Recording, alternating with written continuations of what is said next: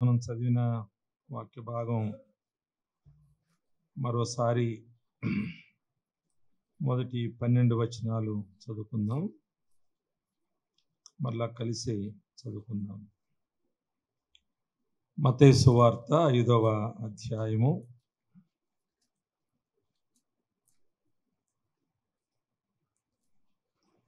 మొదటి 12 వచనాలు. నేను ఒక వచనం చదువుతాను, మీరు ఒక వచనం చొప్పున చదవండి. ఆయన ఆ జనసమూహములను చూచి కొండ ఎక్కి కూర్చుండగా ఆయన శిష్యులు ఆయన యొద్దకు వచ్చిరి.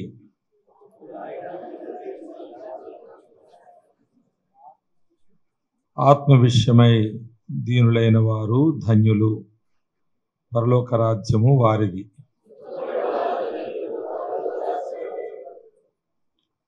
సాత్వికులు ధన్యులు, వారు భూలోకమును స్వతంత్రించుకొందురు.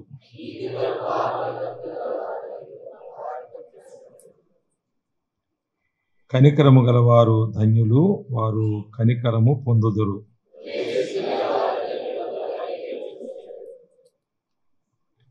సమాధానపరచువారు ధన్యులు, వారు దేవుని కుమారుడు అనబడుదురు.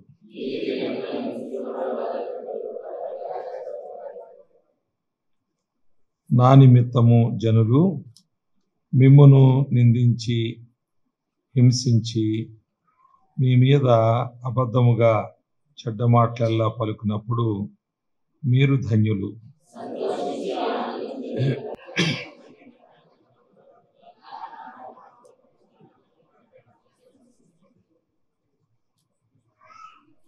మరి చాలాసేపటి నుంచి కూర్చున్నారు కదా, మీరు ఒకసారి లేచి నిలబడి, అవునా అక్కర్లేదా, కావాలా, లేచి నిలబడండి. జీవనదిని నా హృదయములో ప్రవహింపజేయుమయ్యా అనే పాట మనందరికి వస్తుంది కనుక దీనికి ఎవరు ప్రత్యేకమైన సింగర్స్ మనకు అక్కర్లేదు. మనం ఆ పాటను అందరం కలిసి పాడుకోవచ్చు.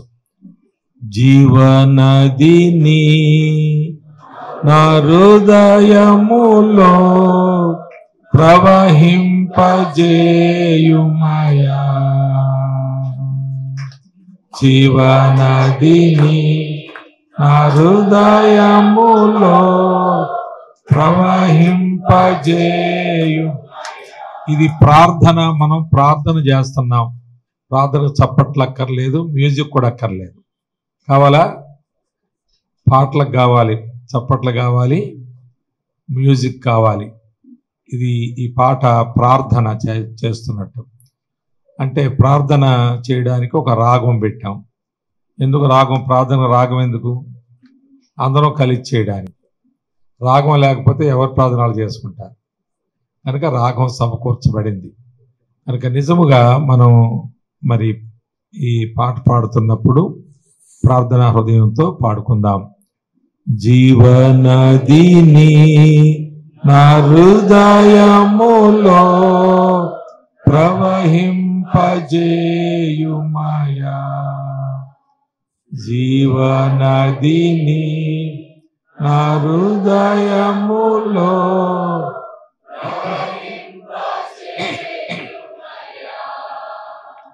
శారీర క్రియలన్నీయో నాలో నశింపజేయుమయ్యా,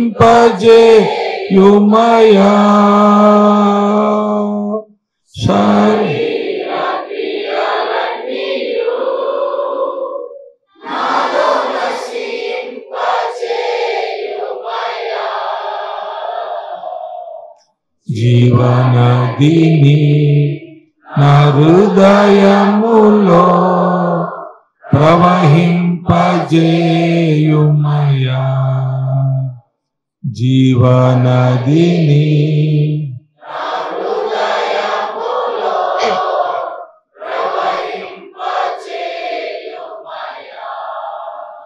ఆత్మీయ ఫలములను నాలో ఫలింపజేయుమయ్యా,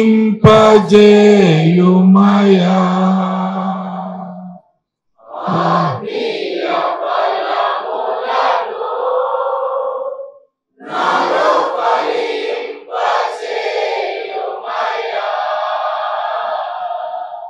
జీవనదిని నా హృదయములో ప్రవహింపజేయుమయా.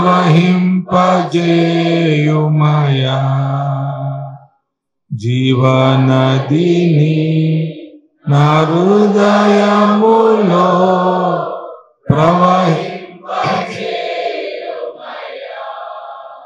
హల్లెలూయా హల్లెలూయా హల్లెలూయా ఆమేన్.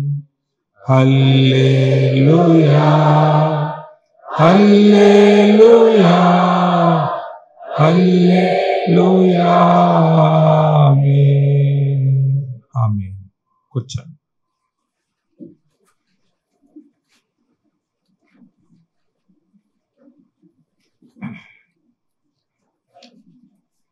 పురుషులు బయట ఉన్నవారు కొందరు లోపలికి వస్తే స్త్రీలకు ఆ చోటే వచ్చు.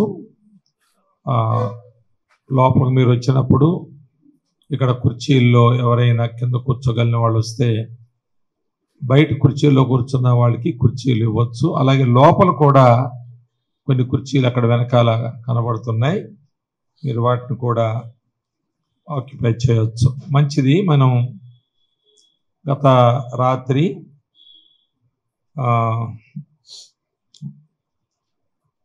రక్షించబడినటువంటి మనకు ఉన్నటువంటి భాగ్యాలేంటో అవి చూసాము. అది ప్రారంభపు మాట ఒకటే మనం గమనించాం మన భాగ్యం విషయంలో. ఈరోజు అలాంటి భాగ్యవంతులు మనం కావాలంటే ఎలాంటి యోగ్యతలు మనలో ఉండాలో అవి మనం చూస్తాము. దానికి ముందు మరొకసారి మరి గత దినం మాట ఇలాగ మీకు జ్ఞాపకం చేయాలనుకుంటున్నాను. దీనత్వము అనేది మన జీవితంలో నిరవధికంగా ఉంటే, నిజంగా ఉంటే, నిలిచి ఉంటే, దీనత్వం అనేది నిత్యము మన హృదయంలో కాపాడుకునేటువంటి వారముగా మనం ఉండాలి. ఎందుకంటే దీనులు దీవించబడతారని మనం చూసాము. అనేక విధాలుగా దీనత్వం కలిగిన వారు మరి ఎస్తేరులో నుండి మొర్దెకై, అలాగే ఆ యోధా ప్రజల్లో వారు ఎట్లా దీవించబడ్డారో మనం చూసాము. కనుక వాటిని మనం తప్పనిసరిగా మన హృదయంలో మనం స్థిరపరచుకుంటే, అనగా దీనత్వం మన జీవితంలో ఉంటే మన ముఖములో అది కనిపిస్తుంది, లేక కనిపించాలి. దీనత్వం మనలో ఉండి ముఖములో అది కనబడకపోతే అది అబద్ధం. నువ్వు దీనురాలివి, దీనుడు అనడానికి వీలు కాదు. మన ముఖంలో కనబడమే కాదు, మన మాటలో కూడా వినబడద్ది. మన ముఖంలో కనబడద్ది, మన మాటలో వినబడుతుంది. అలాగే అది మన మనుగడ లేక మన ప్రవర్తనలో ఇతరులకు సాక్షార్థంగా ఉంటుంది. మన లోపల దీనత్వం ఉందో లేదో మన ముఖం చెప్పుద్ది, మన మాట కూడా చెప్పుద్ది, అలాగే మన ప్రవర్తన కూడా అది తెలియచేస్తుంది. అందువలన దీనత్వాన్ని పరీక్షించుకోవడానికి ఈ 3 మనం వాడుకోవచ్చు. కొలమానాలుగా వాటిని మనం ఎంచుకుని చూడవచ్చు. ఇవన్నీ స్పిరిచువల్ టిప్స్ అంటారు. ఇవి అసలు బిల్లు కాదు. మనం చివరిగా టిప్స్ అంటారే, హోటల్స్లో వాటిలో ఇస్తుంటాం మనం, అలా అన్నమాట. తర్వాత వీటిని చిట్కాలని కూడా అనొచ్చు.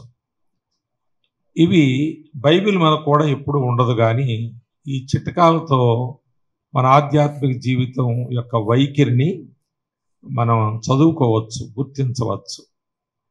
దానికి రెఫరెన్సులు అధ్యాయాల్లో ఏ గ్రంథంలో ఉందో అవన్నీ మనకు జ్ఞాపకం లేకపోవచ్చు, కానీ ఈ మాటలు జ్ఞాపకం ఉంచుకోవాలి. దీనత్వం మన హృదయంలో ఉంటే అది మన ముఖంలో కనబడాలి, అలాగే మన మాటల్లో వినబడాలి, మన ప్రవర్తనలో అది సాక్షార్థంగా నిలబడాలి. ఆ విధంగా మన జీవితాలను మనం కొనసాగించుకోవచ్చు. తరువాత ఇక్కడ మనము ఈ 5వ అధ్యాయంలో మనం చదివిన ఈ 12 వచనాల్లో 9 మాటలు ఉన్నాయి. అవి మన భాగ్యాలు. అవి కుడివైపున మనం చూస్తే ఆ 9 మనం చూడొచ్చు. తర్వాత ఎడమ వైపున మనం చూస్తే అది 12 వచనాల్లో మన యొక్క యోగ్యతలు కనబడతాయి. కుడివైపున ఉన్నవి మన భాగ్యాలు, ఎడమ వైపున ఉన్నాయి మన యోగ్యతలు.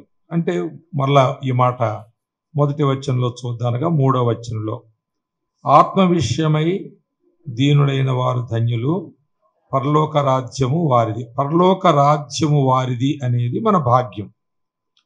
అయితే ఆ పరలోక రాజ్యం అది కావడానికి మనలో ఉండవలసిన యోగ్యతలేంటి అంటే ఆత్మ విషయమై మనం దీనులముగా ఉండాలి. ధన్యులు అనే మాటకు అర్థం దీవించబడిన వారు అని, ఘనపరచదగిన వారు అని అర్థం. ధన్యులంటే దీవించబడిన వారు. దీవెన అనే మాట ఎప్పుడున్నా అది దేవునికి చెందిన మాటే. మనుషులు మరి దీవిస్తారు కానీ అది అనుమానమే. 100 ఏళ్ళ ఆయుష్ అంటారు, పెళ్ళంటే 100 ఏళ్ల పంట అంటారు. నిజమేనా? మరి కాదు. ఒకవేళ 100 ఏళ్ళు పంట, 100 ఏళ్ళు ఆయుష్ ఉందనుకోండి, మరి అది దేవుని యొక్క కృపే.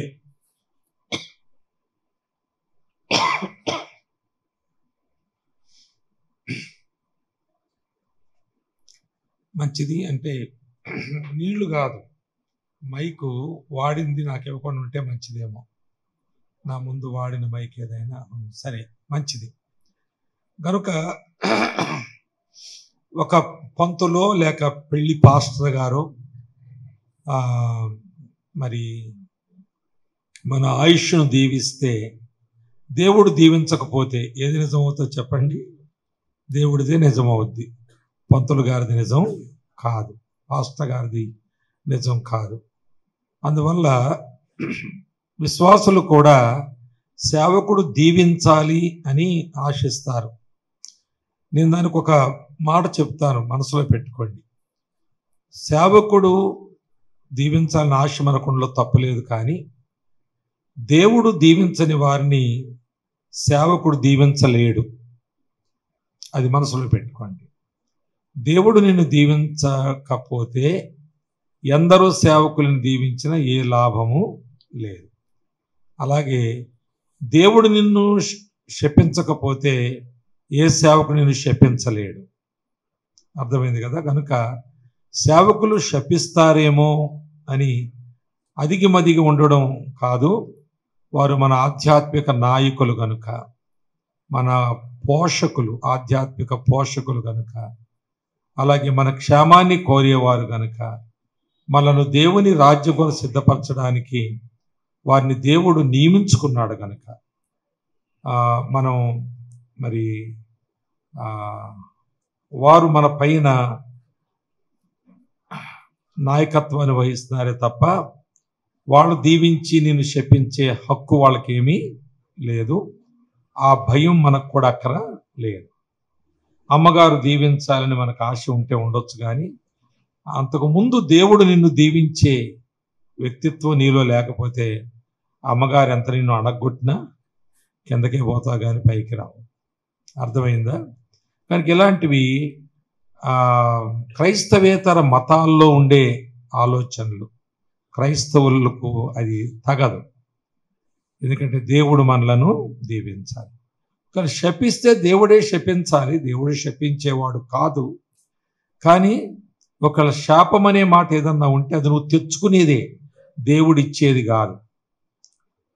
దేవుని దీవెనలు, దేవుడు నిన్ను దీవించబడడానికి తగినటువంటి యోగ్యతను నువ్వు ఎప్పుడైతే కోల్పోతావో శాపం దాని అంతటా అదే నీ మీదకి వస్తుంది. శాపము సైతానిది, లేక నిన్ను నష్టపరిచే సాతాను సంబంధమైన మాట. మరి ఒక మాట బైబిల్ ఇలా ఉంది కదా, నన్ను ఘనపరచు వారిని నేను గణపరచుదును.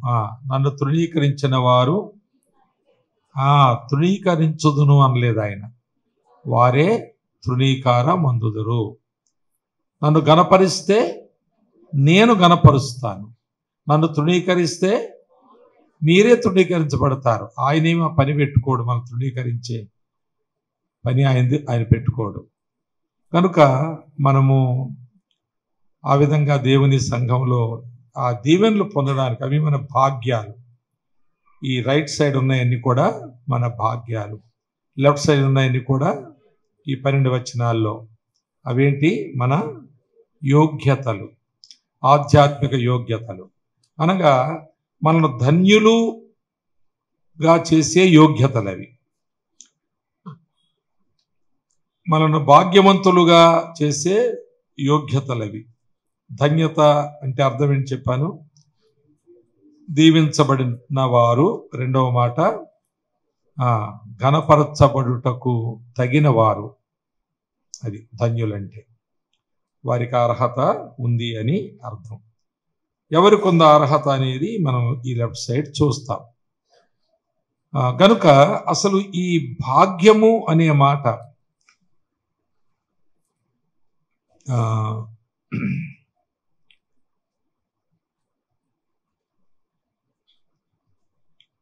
క్రైస్తవేతర మతాల్లో ఒక మాట ఉంటుంది, అదేంటంటే మోక్ష భాగ్యం అని. ఏ మాట అది? మోక్ష భాగ్యం. మోక్ష భాగ్యం అంటే క్రైస్తవేతర మత సాహిత్యంలో వారు అభిప్రాయపడేటువంటి అర్థం ఏంటంటే, ముక్తికి వెళితే, స్వర్గం వెళితే, స్వర్గ ప్రాప్తి నాకు కలిగితే అదే గొప్ప భాగ్యం. ఎందుకు ఈ భక్తి చేస్తున్నావు నువ్వు అంటే, స్వర్గ ప్రాప్తి కొరకు చేస్తున్నారు. దాన్ని మరి మోక్ష భాగ్యం అన్నారు. కానీ మోక్షం అనేటువంటి ఆ సంస్కృత పదానికి సరైన అర్థం ఏంటంటే రక్షణ అనే అర్థం. అది మోక్షం అంటే పరలోకం కాదు, స్వర్గం కాదు, రక్షణ అనే అర్థం. కానీ స్వర్గానికి అది వాడుతున్నారు కనుక వాడుక భాషలో మోక్షం అంటే స్వర్గం అంటున్నారు. కానీ ఆ యాక్యురసీ వస్తే, ఖచ్చితత్వానికి వస్తే అది రక్షణ. కనుక రక్షణే భాగ్యం అని అర్థం. ఆ క్రైస్తవేతర పదజాలంలో వాడే ఈ మాట ఆధ్యాత్మికంగా మనం ఆలోచన చేస్తే ఎక్కువ మంది దాన్ని వాడతారు కాబట్టి అది సత్యం కాదు. భాషాపరంగా సత్యం రక్షణ. కనుక మన రక్షణ మనకు భాగ్యం. ఇప్పుడు ఈ రైట్ సైడ్ ఉన్నటువంటి ఈ 9 విషయాలు మనకు భాగ్యాలైతే ఇవి మన రక్షణలో ఉన్నాయి. మన రక్షణలో ప్యాకేజ్ అన్నమాట. అది ప్రభువైన యేసు రక్తము ప్రతి పాపము నుండి మనలను కడిగి మనలను పవిత్రపరిచి దేవుని కుమారులు అనుటకు అధికారము మనకు అనుగ్రహించబడింది. అది రక్షణ. కనుక ఈ రక్షణ అనేటువంటిది ఒక మూట లాంటిది. ఆ మూట లోపల రక్షణ తరువాత, ఆ రక్షించబడిన తరువాత మన మిగిలిన జీవితంలో మనము తెలుసుకోవాల్సిన సంగతులు ఎన్నో ఉంటాయి.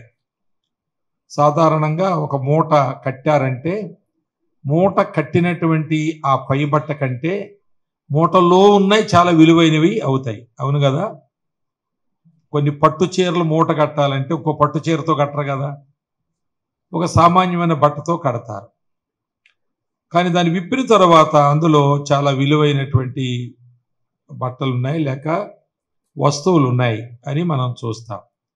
మన క్రైస్తవ్యంలో ఒక పొరపాటు, ఒక ప్రవాహం లాగా సాగిపోతూ ఉంది. సేవకులు కూడా ఉన్నారు, ఒకళ్ళ ఏదైనా సరిచేస్తే సరిచేయచ్చు కూడా నా మాటను అనుభవశాలు ఉన్నారు ఇక్కడ. కనుక ఒక పొరపాటు, ఒక ప్రవాహంలా కొనసాగుతుంది. అదేంటంటే రక్షణ అనే ఆ మూట మనం పొందిన తరువాత దాన్ని నెత్తి మీద పెట్టి తిరుగుతున్నాము, తల కింద పెట్టి పడుకుంటున్నాము, లేక ఇంట్లో దాన్ని చాలా భద్రపరుచుకున్నాము, దాచిపెట్టుకున్నాం, తాళం వేసి పెట్టిలో పెట్టాము. మొత్తాన్ని మన రక్షణను పదిలిపరుచుకుంటున్నాం. నేను రక్షించబడ్డాను అని ఆ మూట చూపించి ఆనందిస్తున్నాం. గొప్ప విషయమే. కానీ ఆ మూట విప్పడం లేదు. ఇది క్రైస్తవుల్లో జరుగుతున్నటువంటి పరిపాటిగా జరుగుతున్న పొరపాటు. అందుకే రక్షణ మూటను విప్పనందువల్ల, అందులో ఏమున్నాయో తెలియనందువలన మనము ఈ లోకములో ఉన్నటువంటి కొన్ని మోసాలకు గురవుతున్నాం. ఆధ్యాత్మికమైనటువంటి మన జీవితంలో మనము కొనసాగడానికి ఆటంకమైన వాటిని కూడా ఆహ్వానిస్తున్నాం. అలాగే మన సాక్ష్యాన్ని కోల్పోవడానికి కారణమైన కొన్ని పనుల్లో పాల్గొంటున్నాం. మన యొక్క ఆశలు, ఆశయాలు కూడా లోక సంబంధమైన పరిధిలోనే మనము ఆలోచించగలుగుతూ ఉన్నాం. దానికి మించి మనము ఆలోచించవలసినటువంటి స్థాయికి మనం వెళ్ళలేకపోవడానికి కారణం ఏంటంటే, మూటను మనము విప్పకపోవడమే. రక్షణ అనేది ఒక మూట, స్థూలంగా ఒక మూట మనకు దొరికింది. మహాభాగ్యం, దేవునికి స్తోత్రం. తర్వాత ఏమంటారు మీరు?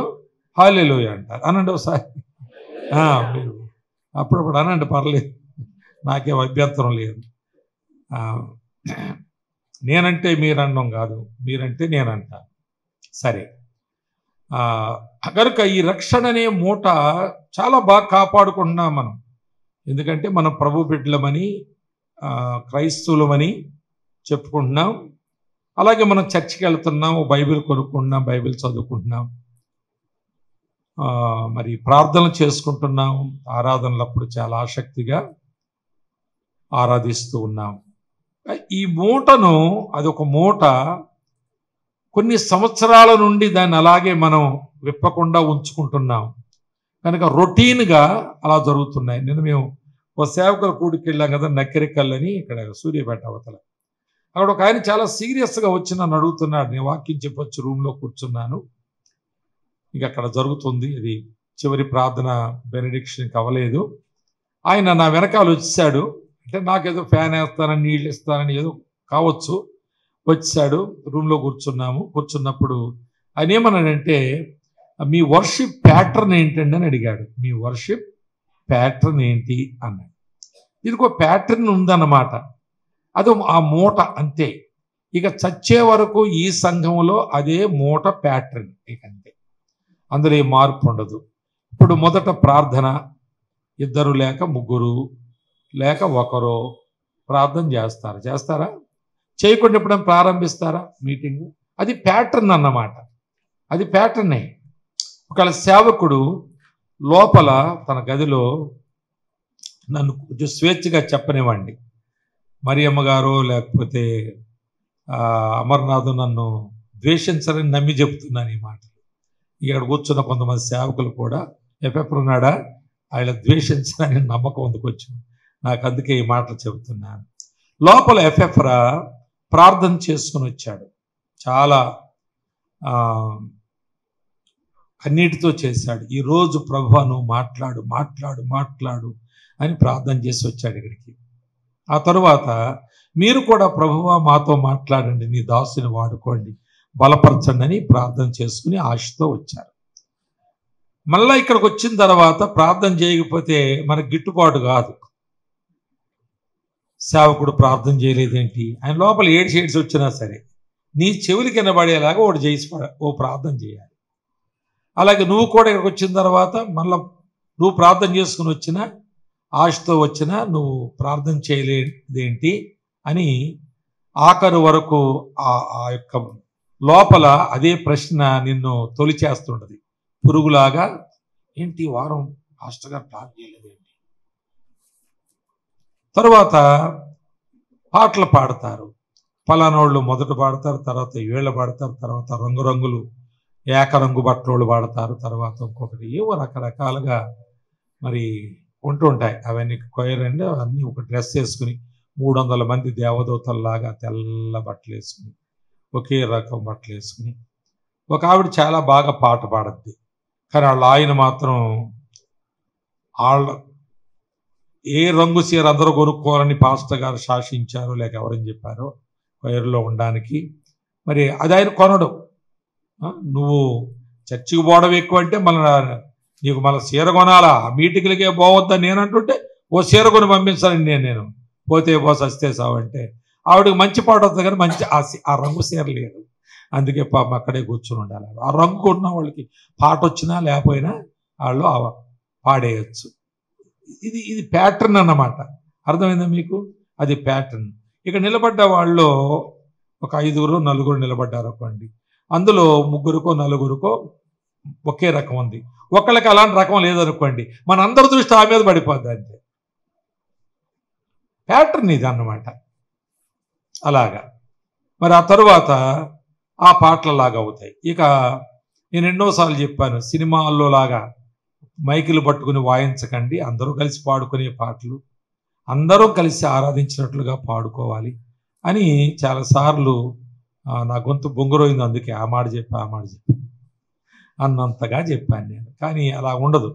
మైకులు 3-4 మైకులు పట్టుకుని దంచేస్తుంటే ఎదటోళ్ళు ఇలాగా సినిమాల్లో కూర్చున్నట్టు అలాగ ప్యాటర్న్స్ ఇవన్నీ కూడా. మరి ఇంకెన్నో చెప్పొచ్చు మీకు నేను. ఆ తర్వాత ఏం చేస్తారో మీకు తెలుసు. పాటలు అయ్యాక ఏం చేస్తారో మీకు తెలుసు. అది అయ్యాక ఏం చేస్తారో మీకు తెలుసు. మళ్ళీ ఎప్పుడు లేచి నిలబడమంటారో మీకు తెలుసు. ఎప్పుడు చేతులెత్తమంటారో మీకు తెలుసు. ఎప్పుడు కూర్చోమంటారో మీకు తెలుసు. ఇవన్నీ తెలుసా తెలియదా? మీకే కాదు, చంటి పిల్లలకు కూడా తెలుసు. వాళ్ళకు కూడా అర్థమవుద్ది. ఎప్పుడు వదిలేస్తాడు రా బాబు ఈయన అనుకున్నట్టు. అప్పుడు పక్క పిల్లడితో అంటాడు, అయిపోయింది, ఇది అయిపోయాక అది ఉంటుంది కదా, తండ్రి కుమార పరిశుద్ధాత్మ పోవడమేనా మనం, ఆ తర్వాత ఐస్ క్రీమ్లు కొనుక్కున్నారు అనుకుని పిల్లలకు కూడా తెలుస్తుంది ఈ ఒరవడేంటి. అది ప్యాటర్న్ అంటే అదన్నమాట. మొన్న నేను డానియల్ నేను వచ్చే ముందు మా అబ్బాయి కొడుక్కి జ్వరం వచ్చింది. ఆ ముందు రోజు రాత్రి నేను నా రూమ్కి వెళ్ళిపోతూ ఆశీష్ మరి ప్రార్థన చేసి వెళ్ళనా అని అడిగాను. జ్వరం వచ్చింది కదా. వాడేమన్నాడంటే లేదు అక్కర్లేదు, ఎందుకంటే మమ్మీ చేసింది ఇందాక అన్నాడు. అంటే మమ్మీ చేసింది, దేవుడు విన్నాడు, నేను నమ్ముతున్నా స్వస్థపరచండి, మళ్ళా నువ్వు ఇంకో ప్రార్థన ఎందుకు? అది అంటే నాకు అసలు నాకే మతిపోయింది. అసలు అరే వీడిలాగన్నాడేంటి, నేను అలాగ అనుకుంటలేదు కదా. 2-3 ప్రార్థన చేస్తే ఒక పేషెంట్ తొందరగా లేస్తాడేమో, సావకుండా బతుకుతాడేమో అని అనుకుంటాం కదా మనం అని నాకు అనిపించింది. ప్రార్థన తప్పులేదు కానీ వాడన్న మాట అంటే దట్ మేక్స్ మీ సెన్స్. ఒక ఏంటో నాకు ఏమనిపించింది అంటే, వీళ్ళు పట్టుకున్నాను కానీ ఆలోచిస్తున్నాను, అవును కదా, వాడికి తన తల్లి చేసిన ప్రార్థన మీద నమ్మకం ఉంది, దేవుడు విన్నాడు, నన్ను స్వస్థపరుస్తాడు. ఆ ప్రకారం వాడు లేచి నెక్స్ట్ డే మార్నింగ్ స్కూల్కి వెళ్ళిపోయాడు. ఇప్పుడు తాతయ్య ప్రార్థన చేస్తానంటే నేను వద్దన్నాను, మరి నేనేమైపోతానని వాడు అనుకోలేదు. అమ్మ ప్రార్థన చేసిన, తాతయ్య you need not pray for me, వెళ్ళిపోవచ్చు నీ రూమ్కి, ప్రార్థన చేయకుండా వెళ్ళిపోవచ్చు. కనుక మనం క్రిస్టియన్ ప్యాటర్న్ ఒకటి ఉపయోగిస్తున్నాం. దాని మీద ఆ మూట అన్నమాట, ఆ మూటే అది అంతే. దాన్ని ఇప్పి చూస్తే దేవుని వాక్యంలో ఒక మాట మనం చూస్తాం. హెబ్రీ పత్రికలో చూడండి, దాన్ని విప్పి చూస్తే ఉన్నటువంటి భాగ్యము మనం చూడగలుగుతాం. ఎవరు అఫెండ్ అవ్వద్దు ఈ మాటలకి. సేవకులు మరి ఇదేంటిది మనకు వ్యతిరేకంగా మాట్లాడుతున్నాను అనుకోవద్దు. నేను ఒకవేళ ఇది మీకు వ్యతిరేకం అయితే మీ ప్యాటర్న్లో మీరు వెళ్ళండి, కానీ ఇది మాత్రం సత్యం కాదనడానికి మీ వల్ల కాదు. నేను మీతో వాదించకపోయినా మీ వల్ల అయితే కాదు, ఆ మాట కాదనడానికి. ఆ విధంగా చేస్తే ఒకవేళ ప్యాటర్న్స్కి అతీతంగా మనం సేవ చేసిన వాళ్ళం అవుతాం. అది మతములాగా కాకుండా అది ఆధ్యాత్మికమైన ఒక చక్కని వాతావరణం అక్కడ మనం కలిగి ఉంటాం. సరే, 2వ అధ్యాయం హెబ్రీయులకు రాసిన పత్రికలో 3వ వచనం చూడండి. 3వ వచనం చాలు, అక్కడ ఆపండి. ఇంత గొప్ప రక్షణ అనే మాట. సరే, ఇంకొక మాట కూడా మనం వెళితే మనము నిర్లక్ష్యము చేయకూడదు అనే కదా. ఇంత గొప్ప రక్షణను మనము నిర్లక్ష్యము చేయకూడదు. నేను మీకు ప్రశ్న వేస్తాను, ఈ రక్షణను అందరూ రక్షించబడిన నాడు, తీర్మానం చేసిన నాడు, ఒకవేళ క్రొత్తగా సంఘములో చేర్చబడి ఆనాడు కలిగి ఉన్న ఆసక్తి తర్వాత కాలంలో బాప్తిసం తీసుకునే వరకు నీకున్నటువంటి ఆ ఆసక్తి, ఆ రక్షణలో ఉన్న ఆ రక్షణను గూర్చినటువంటి ఆ నిష్ఠ ఆ తర్వాత ఇంకో 10 సంవత్సరాలు 20 సంవత్సరాలు నువ్వు బతికినప్పుడు ఉంటుందా? చెప్పండి, యథార్థంగా చెప్పండి అమ్మా. ఉంటుందా? మగవాళ్ళు చెప్పండి, పోనీ సేవకులు చెప్పండి ఎవరైనా ఉంటుందని చెప్పండి. ఒకవేళ ఉంటే ఉందని ఎవరైనా చెబితే నీవు 1000లో ఒకరవనో లేక 10,000లో ఒకరవనో అనొచ్చేమో. నువ్వు రక్షించబడినాడు ఉన్నటువంటి ఆ పటిష్టత, ఆ ఆనందం, ఆ ఆధ్యాత్మికమైనటువంటి ఆసక్తి, ఆ చింతన, ఆ యొక్క డిసిప్లిన్, ఆ రెగ్యులారిటీ, ఆ క్రమము, ఆనాడు నువ్వు కలిగి ఉన్నటువంటిది ఇంకో 10 ఏళ్ళు బతికితే కూడా ఎవ్రీడే అది నువ్వు కలిగి ఉంటున్నావా? అలాగున్న వాళ్ళు ఎవరైనా ఉన్నారా అనే ప్రశ్నకు లేరనే సమాధానం చెప్పవలసింది. ఏమండి చెప్పండి, ఏమైనా తప్పకుండా మాట్లాడండి. ఇదే బైబిల్ స్టడీ లాంటిది. ఇది మన పెద్ద ప్రసంగం అక్కడెక్కడో స్టేజ్ పర్లంగా అవతల, మీరు ఇక్కడెక్కడో మైలు అవతల ఏమి లేరు. చెప్పండి. మన ముఖం మీద ముఖం ఉంది, కళ్ళల్లో కళ్ళు పెట్టుకుని మాట్లాడుకుంటున్నా. ఉందా? ఎఫ్ఎఫ్ఆర్ నువ్వు చెప్పు ఒక మాట. ఉందా? లేదు అంటే నన్ను సపోర్ట్ చేయడానికి కాదు, యథార్థంగా దేవుడు వింటున్నాడని చెప్పు ఆ మాట. ఇమ్మానుయేల్ గారు మీరు చెప్పండి. లేదు. దానికి కారణం ఏంటి?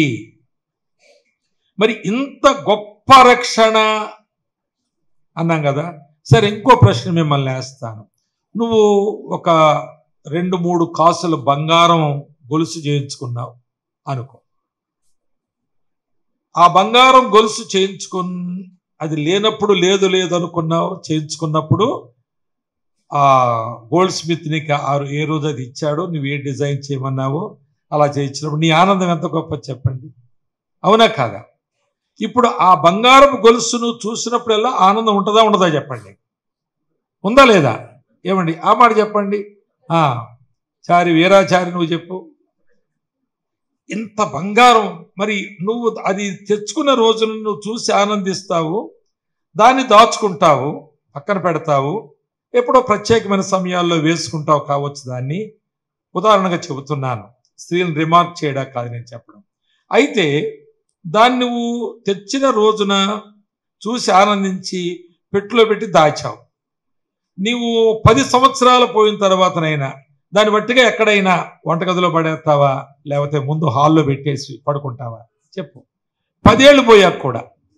ఏమండి, ఆ మొదటి రోజు దాని విషయంలో నీకు ఎంత భద్రత ఉందో. అమర్నాథ్ వింటున్నావా? అర్థమవుతుందా? ఆనాడు ఎంత భద్రత ఉందో ఆ బంగారు గొలుసు విషయంలో. అది 10 ఏళ్ళు పోయినా 20 ఏళ్ళు పోయినా అదే వాల్యూ ఉంటుంది, అదే భద్రత ఉంటుంది. మరి రక్షణకి ఎక్కడుంది అది? ఇప్పుడే కాదు, మీరు ఇంటికి వెళ్ళాక కానీ ఈ వారమంతా కానీ మీరు ఆలోచన చేయండి ఈ మాటలు. ఇంత గొప్ప రక్షణ అన్నది నీ జీవితంలో ఎల్లప్పుడూ గొప్పదిగానే ఉందా? గొప్పదిగానే ఉండాలి కదా. తర్వాత పౌలు ఇంకొక మాట అన్నాడు, ఫిలిప్పీ పత్రికలు అంటాడు, వినండి, మీకు తెలుసు, తీనక్కర్లేదు కానీ 2వ అధ్యాయంలో ఆ మాట 12వ వచనంలో ఏమంటాడంటే, నీ సొంత రక్షణ అన్నాడు. ఏమన్నాడు? నీ సొంత రక్షణ అన్నాడు. ఇప్పుడు బంగారపు నగ ఒక 5 తులాల కాసులు అంటాం కదా ఇక్కడ మనం, సవర్లు అంటారా, కాసులు. 5 కాసుల బంగారపు గొలుసును చేయించుకున్నావు. అది మొదటి రోజు అది ఏ విలువ ఉందో దానికి అదే విలువ నీ మనసులో, నీ దృష్టిలో అదే విలువ ఉంటుంది. కానీ అది ఎప్పటి వరకు నీ సొంతం చెప్పు? అది నీదే. ఎంతవరకు నీది? నువ్వు చచ్చే వరకు నీది. అంతేనా? కొన్నిసార్లు అది మనం పోగొట్టుకుంటాం కూడా, దొంగిలించబడుతుంది కూడా. తర్వాత అది అరిగిపోతుంది కూడా, తరిగిపోతుంది కూడా. చేయించుకున్నప్పుడు అది 100 రూపాయలు అయితే మరలా అమ్మినప్పుడు అది 90 అయిపోద్ది, తరిగిపోద్ది అది. కనుక బంగారం ఎప్పటికీ నీతో ఉండదు, నువ్వెప్పుడు బంగారంతో ఉండవు, అది పోవడానికి అవకాశాలు ఉన్నాయి. అయితే నీ రక్షణ దినదినము దాని నాణ్యత పెరుగుతుంది. అది ఎప్పుడు నీ జీవితంలో తాజాగా ఉంటుంది. అది నువ్వు బ్రతికినంత కాలమే కాదు నీ సొంతం, నువ్వు చచ్చిపోయే కూడా నీ సొంతమే. అది భూమి మీద మరి ఏది కూడా నువ్వు చచ్చిపోయాక నీతో రాదు, కానీ నీ రక్షణ నీతో వస్తుంది. అందుకే దేవుని వాక్యము నీ సొంతం అది అని అనడానికి కారణం ఏంటంటే, బాగా వినండి ఈ మాటను.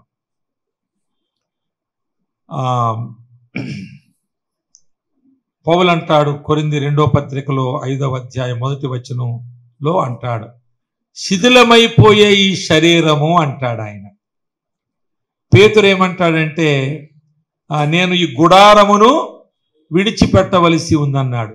ఈ శరీరము అది శిథిలమైపోతుంది. ఇది తల్లిదండ్రుల్లో నుండి వచ్చింది, కానీ రక్షణ శిథిలమైపోదు, ఎందుకంటే దేవుని నుండి కలిగింది. ఆ మాట చూడండి, హెబ్రీ పత్రికలో 2వ అధ్యాయంలో 3, 4 వచనాల్లో నేను చదువుతాను, వినండి. ఇంత గొప్ప రక్షణను మనము నిర్లక్ష్యము చేసిన ఎలాగూ తప్పించుకుందుము. అట్టి రక్షణ ప్రభువు బోధించుట చేత ఆరంభమైంది. దేవుడు తన చిత్తానుసారముగా సూచ్యక్రియల చేతను, మహత్కార్యముల చేతను, నానా విధములైన అద్భుతముల చేతను, వివిధములైన పరిశుద్ధాత్మ వరములను అనుగ్రహించుట చేతను వారితో కూడా సాక్ష్యమిచ్చుచుండగా వినిన వారి చేత మనకు దృఢపరచబడుచు ఉన్నది. ఇక్కడ 4 విషయాలు ఉన్నాయి. మన రక్షణ వెనక ఉన్నటువంటి 4 వ్యక్తులను మనం చూస్తున్నాం. 1 దేవుడు, 2 కుమారుడైన క్రీస్తు, ప్రభువు బోధించుట అంటే ప్రభువైన యేసు క్రీస్తు. తర్వాత అవి రౌండ్ ఆఫ్ చేసుకోండి, మీ దగ్గర పెన్నో పెన్సిల్లో ఉంటే. ప్రభువు రౌండ్ ఆఫ్ చేయండి, దేవుడు రౌండ్ ఆఫ్ చేయండి. తర్వాత కిందకు వచ్చేస్తే పరిశుద్ధాత్మను టచ్చండి, పరిశుద్ధాత్మను కూడా రౌండ్ ఆఫ్ చేయండి. తర్వాత వినిన వారి చేత, వినిన వారు అన్నది మీరు రౌండ్ ఆఫ్ చేయండి. అంటే ఇక్కడ 4 వ్యక్తులు ఉన్నారు మన రక్షణకు వెనక. దేవుడున్నాడు, ప్రభువైన యేసుక్రీస్తున్నాడు, తర్వాత పరిశుద్ధాత్ముడున్నాడు. ఈ రక్షణ పొంది ఆ అనుభవం గుండా వెళ్ళినటువంటి పాత నిబంధన భక్తులు మనకు ఉన్నారు. ఇది హెబ్రీ పత్రిక 12, వినండి, మీరు అన్ని రాసుకోండి కానీ జాగ్రత్త వినండి, ఫ్లో ఆపివేయకుండా. 12వ అధ్యాయం 1వ వచనంలో ఏముంటుందంటే, ఇంత గొప్ప సాక్షి సమూహం. ఇందులో ఈ 2 మాటలే చూస్తాం. ఒకటి ఇంత గొప్ప రక్షణ, రెండవది ఇంత గొప్ప సాక్షి సమూహం. మన వెనకాల ఎవరున్నారు చెప్పండి? గొప్ప రక్షణ ఇచ్చినటువంటి దేవుడున్నాడు, ప్రభువైన యేసుక్రీస్తున్నాడు, పరిశుద్ధాత్ముడున్నాడు. దాన్ని అనుభవపూర్వకంగా ఎరిగినటువంటి సాక్షులు సమూహంగా ఉన్నారు. వీరి గురించి ఏమి రాయబడిందంటే 12వ అధ్యాయంలో, వారు మేఘము వలె మనలను ఆవరించి ఉన్నారు. మేఘము అంటే మన పైన ఉన్నటువంటిది, దాన్ని మనము వదిలించుకోలేము, దాన్ని రప్పించుకోలేము, దాన్ని వదిలించుకోలేము. ఈ మేఘము వలె ఉన్న ఈ సమూహాల పైన ఉన్నారు. కనుక 4 స్ట్రాంగ్ పిల్లర్స్ ఉన్నాయండి మన రక్షణ వెనక. దాని మీద మనం రక్షించబడ్డాము.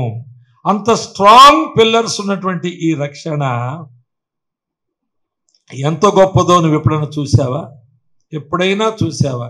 అంటే మూట విప్పి చూసావా నువ్వు ఎప్పుడైనా? నేను 78వ సంవత్సరంలో ప్రభు తన కృపచేత నన్ను రక్షించారు. నేను రక్షించబడిన తర్వాత నేను ఇప్పుడు ఎవరిని సేవకుడిని కదా, కాబట్టి ఆ రక్షణలో, ఆ రక్షణ మూటలో నాకు సేవా పిలుపు ఉంది. దాన్ని నేను విప్పి చూసే వరకు నాకు అది అర్థం కాలేదు. ఆ తరువాత అనేక ఆత్మలకు సువార్త అందించేటువంటి ఆ యొక్క పిలుపు, ఆ పిలుపులో ఆ అవకాశములు ఉన్నాయి. నేను వెళ్ళి ఎక్కడ సేవ చేయాలో ఆ స్థలము ఆ రక్షణ మూటలో ఉంది.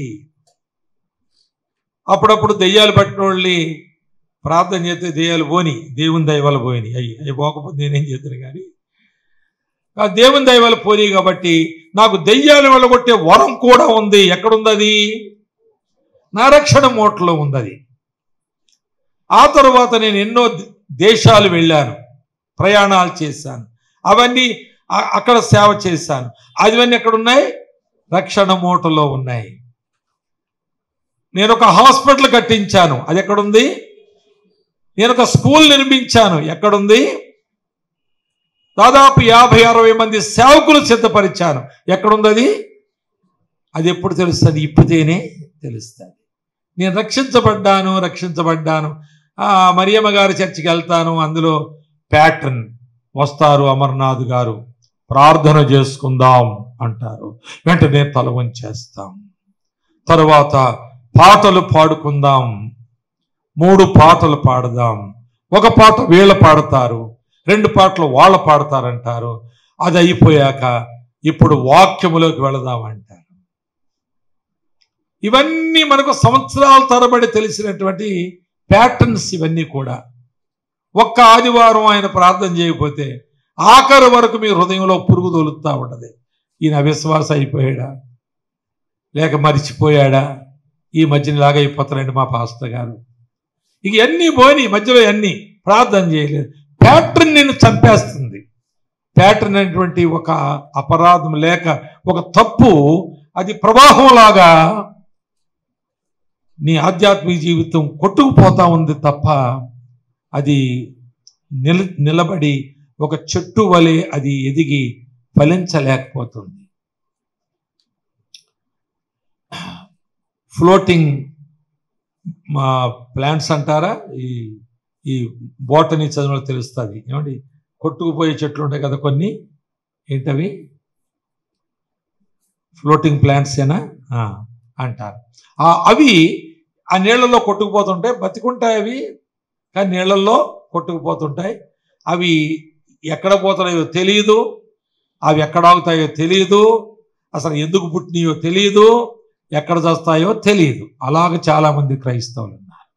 చాలామంది క్రైస్తవులు ఇందులో కొట్టుకుపోతున్నారు. ఈ చర్చిలో, ఈ నదిలో కొట్టుకుపోతున్నారు. వాళ్ళెక్కడ నాటపడడం లేదు, వాళ్ళెక్కడా ఎదగడం లేదు, వాళ్ళెక్కడా ఫలించడం లేదు. అందరు నేను బ్లేమ్ చేయడం లేదు ఈ మాటతో. కొందరు అలా ఉండిపోయారు. సిద్దిపేట చర్చిలోనంతే, అదేం పెద్ద గట్టెక్కేసింది కాదు. అందరికి వచ్చే సిద్దిపేటలో కూడా నేను చెప్పను. నేను మాట్లాడుతూ దారిలో డానియల్తో చెబుతున్నాను, మనం మెలకువబడకపోతే డానియల్ 50% కూడా మిగలరు. 150 మంది కూడా దేవుని రాజ్యం రావడం కష్టమే. కనుక మనం ఇప్పుడు మెలకువ పడాలి బాగా. దానికి మనం ప్యాటర్న్స్కి అతుక్కుపోయి ఉన్నాం. వాళ్ళకు కూడా ప్యాటర్న్ లేకపోతే ఆ ఆరాధన వారికి వేగ్గా ఉంటుంది, యాసగా ఉంటుంది వారికి. కనుక వీటన్నిటిలో మనకు తీవ్రమైనటువంటి ఆలోచనలు, మార్పు కలిగే వరకు మనం కలిగి ఉండాలి. కనుక ఈ ప్యాకేజీలో మూట అనగా మన రక్షణ ప్యాకేజీలో మూట విప్పితే లోపలేమున్నాయో అర్థమవుతుంది. రక్షణ దారి పక్కన ఉచితంగా దొరికిన మూటలాగా ఉంది మనకి. మనం పోతూ ఉంటే ఓ మూట దొరికింది. ఒకవేళ కారులో వాళ్ళు పోతూ మూట చూసి మనం దిగి తీసుకోవడం మన డిగ్నిటీకి భంగం. ఇది అది ఏం మూటో ఏమని పోతూ ఉంటాడు కారోడు. కానీ నడిచిపోయేవాడు ఏంటో అని చూస్తాడు. మనం అలా నడిచిపోయే బాపతోళ్ళ కనుక రక్షణ మనకు దొరికింది. కారులోళ్ళకి వాళ్ళకి దొరకడం లేదు.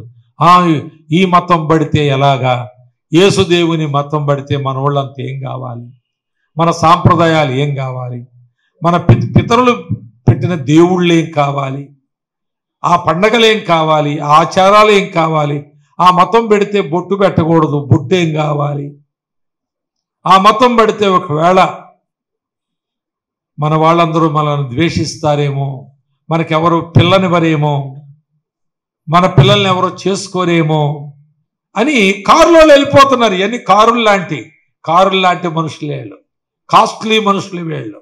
వెళ్ళిపోతా ఉంటే ఎవరో నాబోటాడు వెళ్తూ అదేంటో అని తీర్చి చూస్తే అది పై బట్ట మూట ఏదో బరువుగా ఉంది అనుకుని, ఓ మూట దొరికింది, బరువుగా ఉంది, ఇంట్లో పెట్టి దాచుకుందాం అనుకుంటే అందులో ఏముందో మనకి అర్థం కాదు. అది విప్పినప్పుడు మనకు అందులో ఏముందో అర్థం. చూడండి, ఇక్కడ ఒక మాట హెబ్రీ పత్రికలోనే 12వ అధ్యాయంలో ఇలా వ్రాయబడింది. 12వ అధ్యాయము 18వ వచనం. 18వ వచనం నేను చదువుతాను, వినండి. 18, 19 కూడా చదువుతాను. స్పృశించి తెలిసి కొనదగినట్టియు మండుచున్నట్టియు కొండకును అగ్నికిని కారు మేఘమునకును గాఢాంధకారమునకును తుఫానుకును బోరధ్వనికిని మాటల ధ్వనికిని మీరు వచ్చి ఉండలేదు. హల్లెలూయా. దీని అర్థం ఏంటంటే అక్షరార్థమైన దైవ ప్రత్యక్షతల యొక్క రూపములు ఇవన్నీ కూడా. ఇది అక్షరార్థమైన దైవ ప్రత్యక్షతలు. ఒక కొండ మండిపోతా ఉంది. కొండలు మండుతాయా? మండవు. ఒక పర్టికులర్ టైంలో, ఒకానొక సమయంలో మోషే నువ్వు కొండ మీదకి తీసుకురా వెళ్ళాలి, అక్కడ ఆజ్ఞలు ఇవ్వడానికి ఆయన ఏర్పాట్లు చేశారు. కానీ ఆ కొండ మండిపోయే కొండ. మోషే ఒక్కడే ఆ తాకిడి, ఆ యొక్క వేడి, ఆ మంట తాకిడికి ఆయన తాళుకోగలిగిన వాడు కనుక ఏది తగిలినా బూడిదైపోద్దని వాక్యం నిర్గమాకాండలో మనం చూస్తాం. ఏ పశువు తగిలినా, మనిషి తగిలినా. కనుక యెహోషువ విషయం మాట్లాడినప్పుడు యెహోషువ కొంతవరకు తీసుకెళ్ళాక అక్కడే వదిలేయి, నువ్వు ఒక్కడవే పైకెక్కి రా. ఇవన్నీ కూడా దేవుని ప్రత్యక్షతకు సాదృశ్య రూపకాలు. ఇవన్నీ కూడా రక్షణ పొందినటువంటి మనము మోషే కంటే శ్రేష్ఠులము. ఈ మాట మనం చూస్తాం. చూడండి, 11వ అధ్యాయంలో పైన 39వ వచనం. వీరందరూ తమ విశ్వాసము ద్వారా సాక్ష్యము పొందిన వారైనను మనము లేకుండా సంపూర్ణ కాకుండా నిమిత్తము దేవుడు మన కొరకు మరి శ్రేష్టమైన దానిని ముందుగా సిద్ధపరిచిన గనుక వీరు వాగ్దాన ఫలము అనుభవింపలేదు. మన ముందు అబ్రాహాము ఉన్నాడు, ఆయన గొప్పోడా మనం గొప్పోడమా? అబ్రాహాం గొప్పోడా మనం గొప్పోడా? మోషే గొప్పోడా మనం గొప్పోడమా? చెప్పండి. మనమే గొప్పోడు, ఆ వాళ్ళే గొప్పోడని కదా మనం వాళ్ళొచ్చి పాఠాలు నేర్చుకుంటున్నాం కదా, వాళ్ళ వల్లే బ్రతకాలని ఆశిస్తున్నాం కదా. మనం వాళ్ళెంతో గొప్పవాళ్ళు అయినను వారి కంటే మరి శ్రేష్టమైన దానిని మనకు ఆయన అనుగ్రహించాడు. హల్లెలూయా. మనము లేకుండా వారు అందులోనికి ప్రవేశించడానికి వీలు లేదు. వాగ్దాన ఫలము వారు అనుభవించడానికి వీలు కాదు అనేటువంటి మాట. వీరందరూ విశ్వాస ద్వారా సాక్ష్యము పొందిరి. వీళ్ళంతా విశ్వాసము ద్వారా సాక్ష్యం పొందిరి. కానీ మనం విశ్వాసము ద్వారా రక్షణ పొందాము. అది డిఫరెన్స్. వారు మంచి పనులు చేశారని సాక్ష్యం పొందారు. మనము మన యొక్క చెడ్డ పనులు, మన యొక్క పాప జీవితంలో నుండి విమోచించబడి, క్షమించబడి, రక్షించబడ్డామని మనం లెక్కించబడ్డాం. వారు భక్తి చేయడానికి, దేవుని సంతోషపరచడానికి, ఆ ప్రసన్నత కొరకు వారు పాటుపడ్డారు. మనం పాటుపడలేదు. ఇది మనకు ఉచితముగా దొరికిన రక్షణ భాగ్యం, మోక్ష భాగ్యమని వారు ఎట్లా పరిభాషలో వాడతారు, హైందవ పరిభాషలో. ఇది మోక్ష భాగ్యం అనగా రక్షణలో ఉన్నటువంటి గొప్ప భాగ్యం. ఈ భాగ్యము అక్షరార్థమైంది కాదు. ఇక్కడ మీకు 18, 19 వచనాల్లో 8 మాటలు ఉంటాయి. మీరు చదివేటప్పుడు అలాంటివి పట్టుకోవాలి, గుర్తుపెట్టుకోవాలి. ఓ పెన్సిల్తో పెన్తో వాటిని మార్క్ చేసుకోవాలి, లెక్క పెట్టాలి. తరువాత మనం మరి ఎక్కడికి వచ్చాము, అక్కడికి మీరు రాలేదు, మీ రక్షణ ద్వారా అక్కడికి రాలేదు అన్నాడు. వినాలి జాగ్రత్తగా. మరి ఎక్కడికి వచ్చాము మనం చూడండి. ఆ మాట మనం 21 నుంచి 22 నుంచి చూస్తాం. ఇప్పుడైతే సియోను కొండకును జీవము గల దేవుని పట్టణమునకును అనగా మరొక 8 విషయాలు ఉంటాయి. ఇక్కడ పైన 8 విషయాలు అక్షార్థమైన ఉన్నాయి. అది పాత నిబంధనలోని వారికి అనగా వారి సాక్ష్యం, వారి విశ్వాసము ద్వారా సాక్ష్యం పొందిన వారికి. ఇప్పుడు విశ్వాసము ద్వారా రక్షణ పొందిన వారు ఎక్కడికి వచ్చారంటే 22వ వచనంలో పరలోకపు యెరూషలేమునకును, వాళ్ళు యెరూషలేము అనే పట్టణానికి వచ్చారు వాళ్ళు. కానీ మనము యెరూషలేము అనే పట్టణానికి ఎక్కడ, హోలీ ల్యాండ్ అంటారా? ఎవరైనా పోయించారా ఇక్కడ సంఘంలో? ఎవరైనా దాన్ని ఏమంటారండి? హోలీ ల్యాండ్ ఏనా, సుధమ కుమారా ఏమండి? అక్కడ యెరూషలేముకి వెళ్ళి వచ్చామంటారు కదా, హోలీ ల్యాండ్ అంటారు కదా. మనం హోలీ ల్యాండ్ కాదంటే హోలీ అబోర్డ్ అంటారు, అనగా పరిశుద్ధమైనటువంటి పరలోకము. అది మనం వెళ్ళేది. ఒక ఆయన నన్ను అలాగన్నాడు, తీసుకెళ్తానన్నాడు అక్కడికి, కానీ చచ్చిపోయాడు ఆయన. ఇంకొక ఆయన తీసుకెళ్తానన్నాడు, ఆయన చచ్చిపోయాడు. 3 ఆయన అనకముందు ఈ మాట చెప్పాను. నేనైతే పోను అంటే ఆయన నన్ను పట్టుబట్టాడు తీసుకెళ్ళడానికి. ఆర్ఎన్ ఇజ్రాయెల్ గారని. కాదు నాయన, చాలా పెద్దోడు, చాలా పెద్దోడు, డబ్బులు ఉన్నవాడు. కాదు నాయన, ఒక్కసారి నువ్వు చూడాలి, నువ్వు బోధకుడు కనుక ఒకసారి చూస్తే. అంటే నేను సంఘ కాపరి, బోధకుడు అంటే పెద్ద ఏం కాదు, కానీ ఆయన అన్న మాట చెప్తున్నాను నేను. కనుక అక్కడ కొన్ని నువ్వు కళ్ళతో చూస్తే నీకు వాక్యం చెప్పేటప్పుడు బాగుంటుంది, అప్లికేషన్ బాగుంటుంది అని అన్నాడు. నాకు ఇంట్రెస్ట్ లేదు అంకుల్ అన్నాను నేను. హైదరాబాద్ అయింది అంటే ఆయన అన్నాడు, నువ్వు అలాగనుకో, నేను చెప్తున్నాను కదా, నువ్వు విను అన్నాడు. సరే అంకుల్, మరి మీరు వెళ్తాడు చెప్పండిలే ఎప్పుడైనా అన్నాను నేను. ఎప్పుడో కాదు అని ఇక దానికి ఏదో మాట్లాడు, నెల కూడా చెప్పాడు, టికెట్ బుక్ చేస్తానన్నాడు, అంతా అన్నాడు, అంతా అయిపోయింది. చచ్చిపోయాడు ఆయన, జీప్ యాక్సిడెంట్. సరే, నేను చెప్పేది ఏంటంటే, నేను వాళ్ళతో ఏమనేవాడిని అంటే, నేను డైరెక్ట్గా పరలోకం వెళ్తాను, మధ్య మధ్యలో ఈ మజిలీలు ఎందుకనేవాడిని నేను. ఇటు అటు తిరిగి వయ్యా వయ్యా వయ్యా వయ్యా ఎందుకు, డైరెక్ట్గా అడిగే పోతాను అని అంటుండేవాడిని. కనుక ఇక్కడ ఏ యెరూషలేమిది 70,000 170,000 ఇప్పుడు ఆ యెరూషలేము కాదు, ఆ హోలీ ల్యాండ్ కాదు. మీరు వెళ్ళండి యెరూషలేముకి, ఎంతమంది తాగుబోతులు ఉంటారో చూద్దరు కానీ, ఎంతమంది వ్యభిచారులు ఉంటారో చూద్దరు కానీ, అక్కడ ఎంతమంది మీ పెట్లు ఎత్తుకుపోయి దొంగలు ఉంటారో చూద్దరు కానీ. అక్కడ అది హోలీ ల్యాండ్ ఎలాగవుతుందండి? అది హోలీ ల్యాండ్ అంటే అర్థం ఏంటంటే పరిశుద్ధత అక్కడ కళ్ళ కట్టినట్టుగా కనబడాలండి. ఆ మనుషులు కనబడాలండి, వారి ప్రవర్తన కనబడాలండి, వారి సాక్ష్యాలు వినబడాలండి. అలా ఉన్నారా? మరి అక్కడ ఉన్నారా? అలా లేరు. ఎప్పుడో ప్రభువు అక్కడ సంచరించాడని దాని హోలీ ల్యాండ్ అని పేర్లు పెట్టేశారు. కనుక ఇప్పుడు మనము పరలోకపు హోలీ ల్యాండ్కి వెళ్తున్నాం. That's a permanent అబోర్డ్ to all the Christians who saved from the sins and the world. ఈ లోకము నుండి, పాపముల నుండి విమోచించబడినటువంటి పరిశుద్ధులందరికీ పరలోక రాజ్యం అనే పరిశుద్ధ పట్టణము ఉన్నది. ఈ మాట మనం అక్కడ చూస్తాం. ఎక్కడ ప్రకటనలో చూస్తాం. 21వ అధ్యాయంలో పరలోకము పరిశుద్ధ పట్టణము అను యెరూషలేము దిగివచ్చుట, పరలోకము నుండి దిగివచ్చుట అనే మాట చూస్తాం. ఈ యెరూషలేము అయితే పరలోకం ఎందుకు పోయింది, అక్కడికి ఎందుకు దిగి వస్తుంది అనగా పరిశుద్ధులు ఉండే స్థలములో నుండి అది దిగి వస్తుంది అని చెప్పారు. అది మన తెస్సలోనికీయులకు రాసిన పత్రికలో మళ్ళీ అంటాడు, ఆయన తన వేవేల పరిశుద్ధులతో వస్తాడన్నది కదా, ఆ మాటకు అనుబంధం అది. సరే, 22వ వచనం చూస్తున్నాము.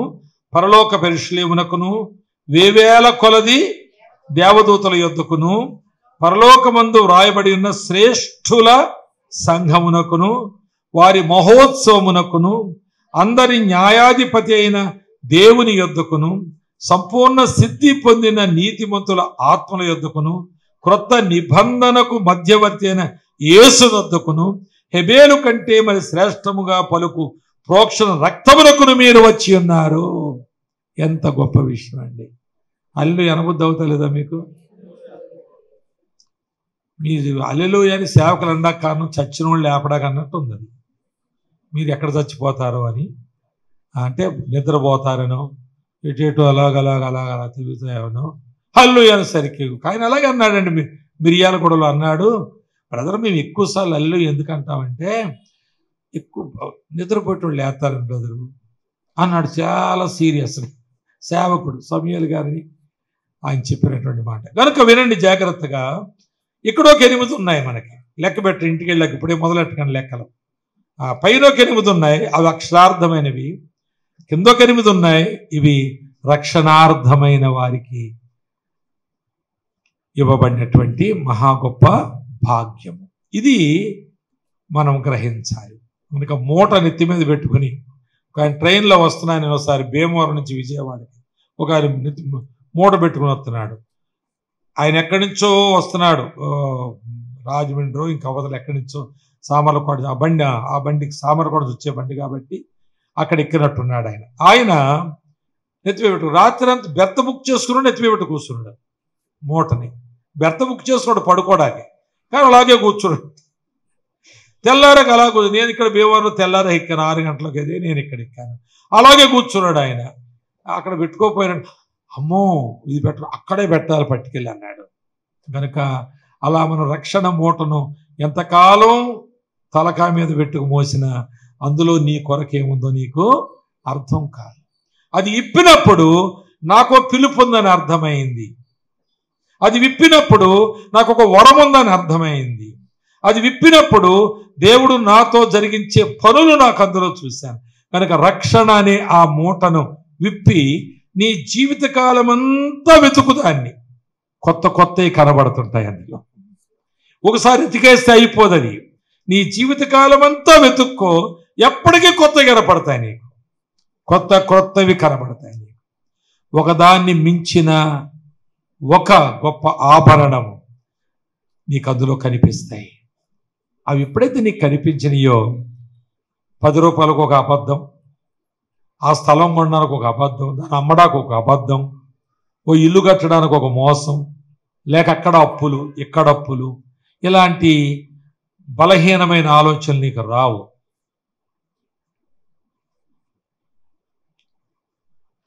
అటువంటి వాటి మీద నీకు భ్రమ కలగదు.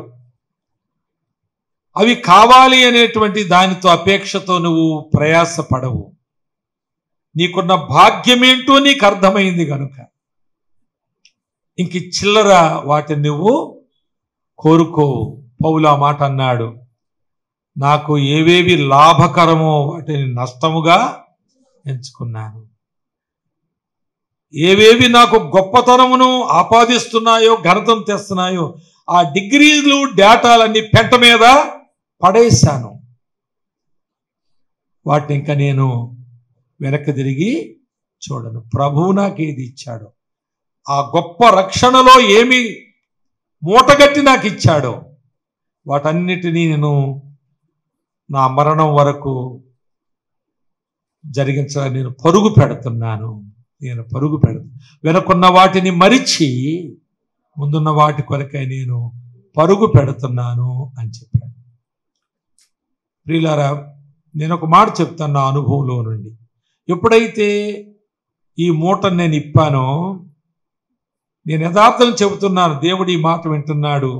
1000 పరిశుద్ధుల మధ్యలో ఆయన సాక్ష్యం ఇస్తాడు. మీరు పరిశుద్ధులు కనుక మీరు కూడా ఈ మాట వింటారు. నేను ఎప్పుడు దేవుణ్ణి ఈ లోకములో నేను జీవించుట కొరకు, నా కొరకు కానీ, నా కుటుంబం కొరకు కానీ, నా పిల్లల కొరకు కానీ ఒక్కటి కూడా అడగడానికి నేను ఎప్పుడు మోకరలేదు. నా నోట ప్రభువా ఇది నాకివ్వవా అని నేను ఎప్పుడూ అడగలేను. నా పిల్లలకు పరీక్షలు రాశారు, పాస్ అయ్యేలా చేయ ప్రభువా, పాస్ అయ్యారు ప్రభువా, ఉద్యోగం వచ్చేలా సహాయం చేయ ప్రభువా. మా పిల్లలు పెళ్లి సమయానికి వచ్చారు, పెళ్లి కొడుకుని చూడు, లేక పెళ్లి కూతురు చూడు. ఇలాంటి చిల్లర ప్రార్థనలు నేను ఎప్పుడూ చేయలేదు. నాకు ఒక ఇల్లు లేదు, నేను 8 ఏళ్లలో 9 ఇళ్ళు మారినట్టున్నాను. నేను ఒక ఇల్లు ప్రభువా అని ఎప్పుడు ప్రార్థన చేయలేదు. యథార్థంగా చెబుతున్నాను, ఎందుకంటే అవన్నీ నా దృష్టిలో చులకనగా కనపడ్డాయి. ఏదైనా సరే నా మూటలో ఉన్నదానికంటే తక్కువే. నా మూటలో ఏదైనా తక్కువది ఉంటే దానికంటే అవన్నీ తక్కువే. ఇంకెక్కువ ఎన్నో ఉన్నాయి నా మూటలో. నేను అడిగి ఊహించిన దానికంటే అధికమైనవి ఇస్తానని వాగ్దానం కూడా మూటలోనే ఉంది నాకు. ఇంకా అడగవలసిన అవసరం ఏమి, అడిగించుకోవాల్సిన అవసరం ఏమి. అమ్మగారు ప్రార్థన చేయండి. నిన్న ఆ సేవకుల కూడికి వెళ్ళి నేను రూమ్లోకి వెళ్ళిపోయాను అన్నాను కదా. ఒక ఆయన నన్ను వచ్చి మీరు ఏ ప్యాటర్న్ మీద అని అడిగారు అన్నాను కదా. నన్ను ఇంతలో ఒక ఆవిడ వచ్చింది కావుగావా, పాస్టర్ అమ్మగారు. అందరూ పాస్టర్ల మీటింగ్ అది. పాస్టర్ అమ్మగారు వచ్చేసి, ఆమె చాలా పాస్టర్ అమ్మగారు అంటే మరీ పాస్టర్ అమ్మగారు లాగా ఉన్నారు, మామూలుగా కాకుండా. వచ్చేసి హ్యాండ్ బ్యాగ్ అక్కడ పెట్టేసి మోకరిల్లి ఉసుకేసుకుని ప్రార్థన చేయండి అయ్యగారు అంది. నేను అన్నాను, ఎందుకమ్మా అన్నాను. లేచి వెళ్ళిపోయిందండి. అంతే అన్నాను నేను. అమ్మ ఎందుకు అన్నా నేను. అప్పటి వరకు గంటన్నర కంఠశోష పెట్టి వచ్చి కూర్చుంటే, ఇవి ఊరుచుకుంటాను, నేను కూర్చుంటే ప్రార్థన ఎందుకమ్మా అన్నాను. లేచి వెళ్ళిపోయిందండి. కోపం వచ్చేసింది ఆమెకి. నేను పాస్టమ్మను వచ్చి నేను మోకాళ్ళు ఉంటే ఇంత పెద్దదాన్ని అనుకుందో గొప్పదాన్ని. మరి వాళ్ళ చర్చి సెంట్రల్ ఏసీ కావచ్చు, నాకు తెలియదు. మరి వాళ్ళకి ఏదన్నా పెద్ద పొడుగంటి కారు ఉందేమో నాకు తెలియదు. మరి ఆమెకి ఇంకేమున్నాయో ఏమున్నాయో, అమెరికా, జపాన్, జర్మనీ పోయొచ్చిందేమో నాకు తెలియదు. మరి నేను ఇంతటితో నేను ఇలాగున్నాను. మరి నన్ను చూస్తే ఈడు నేను ప్రార్థన చేయకపోతే నా పరువు తప్పిపోయింది అనుకుందో ఏమనుకుందో. లేచి వెళ్ళిపోయింది ఆమె. కనుక ఏం ప్రార్థన చేయమంటే ఏమంటది, మా పెద్దోడు అమెరికాలో ఉన్నాడండి, మా చిన్నోడు కూడా పెద్దోడు దగ్గరికి వెళ్దాం అనుకున్నాండి, కానీ వీసా కొంచెం ఆటంకం వచ్చిందండి, దాని కొరకు ప్రార్థన చేయండి. అలాగే మా అమ్మాయికి అమెరికా సంబంధం చూసామండి, మరి ఈమెకు పెళ్ళైతే ఈమె కూడా వెళ్ళిపోద్దండి, ఈమె బీటెక్ అయిపోయిందండి, ఎంబీఏ కూడా చేసేస్తుంది, ఈ లోపులో పెళ్ళి కూడా నిర్ణయం అయిందండి, ప్రార్థన చేయండి. ఇలాంటి అడిగిన వాళ్ళు 3 మంది ఉన్నారు కాబట్టి ఆమె అంతకంటే మంచి అడుగుతానే అనుకోవట్లేదు. ఏమండి మా సేవలో ఇలాంటి బలహీనతలు ఉన్నాయి, ఈ విధమైనటువంటి అభివృద్ధి లేని పరిస్థితులు ఉన్నాయి అని చాలా తక్కువ ఉన్నారు. అలాగే ప్రార్థన చేయమని అడగడానికి వచ్చిన వాళ్ళు కొంతమంది. ఓసారి ఒక ఆమె చాలా ఏజ్ మరి అయిపోయి ఉండొచ్చు చాలా వరకు అనుకుంటున్నాను, సగం కంటే పైన అయిపోయిన ఆవిడ వచ్చి అంటది, పిల్లల కొరకు ప్రార్థన చేయమని. ఇంకెందుకు అమ్మ, ఇంత ఏజ్ అయ్యాక పిల్లోడాడు మళ్ళా కడుపులో పడితే 9 నెలలు, నీకు ఎన్ని బాధలు, అక్కడి నుంచి ఎన్ని కాంప్లికేషన్స్. ఈ వయసులో నువ్వు పిల్లలను అనడం అంటే అసలు సైన్స్ ఒప్పుకోదు. అసలు సేవ చేస్తారు కదా, సేవ చేసి ఒక 100 మంది పిల్లలకు అనరాదా అంటే కోపం వచ్చేది, లేచి వెళ్ళిపోతారు. ఇలాంటి లోకములో మనం ఉన్నాము. దానికి కారణం ఏంటంటే రక్షణ మూట విప్పనందు వలన మనం ఇలాంటి చిల్లరవి, పిల్లల కొరకు ప్రార్థన చేయండి, ఉద్యోగం కొరకు ప్రార్థన చేయండి, అమెరికా వీసా కొరకు ప్రార్థన చేయండి, మా అబ్బాయి పరీక్షకి వెళ్తానండి, ఆడు చదివినా చదవకపోయినా పాస్ అయ్యేలాగా చేయండి.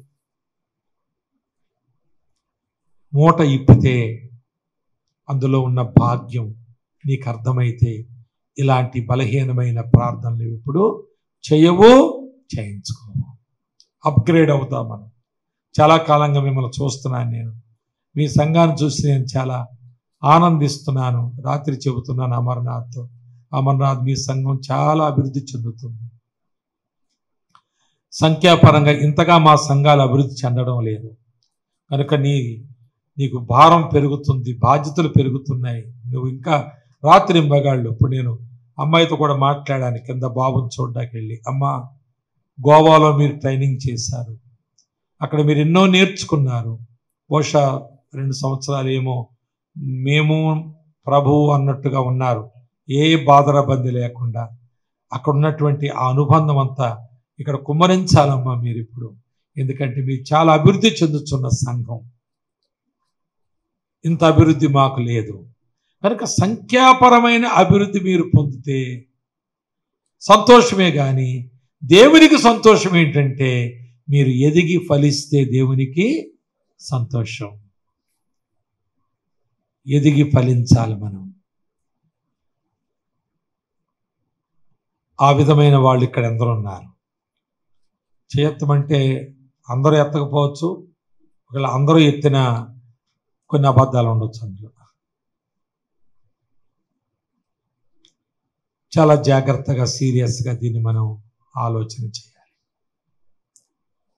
నీ రక్షణ మూట ఇప్పు, ఇంటికి వెళ్ళి అందులో ఉన్న భాగ్యాన్ని చూడు. నువ్వు బ్రతికే బ్రతుకు ఎలాంటిది కాదురా బాబు. ఆ మూట ఇప్పినప్పుడు నాకు పిలుపు దొరికింది, పిలుపుతోనే సంబరపడిపోతున్నాను నేను. తర్వాత వెతుకుతుండే ఎన్నో దొరికినాయి.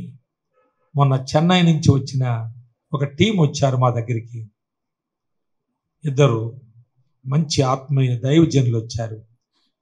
వాళ్ళు ఒక మాట అన్నారు, ఇప్పుడు మిమ్మల్ని చూస్తుంటే మీ పరిస్థితిని పోల్చి మేము ఆలోచిస్తే నమ్మదగినట్టుగా లేదండి అంటున్నారు.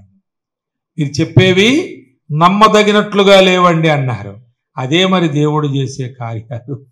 నువ్వు నమ్మేలాగా ఎవరైనా చేస్తారు, నీవు నమ్మదగని కార్యాలు దేవుడు చేస్తాడు. కానీ ఆ మూట ఇప్పి ఎత్తుక్కున్నానండి నేను, నాకు ఇవి దొరికినాయి అని చెప్పాను.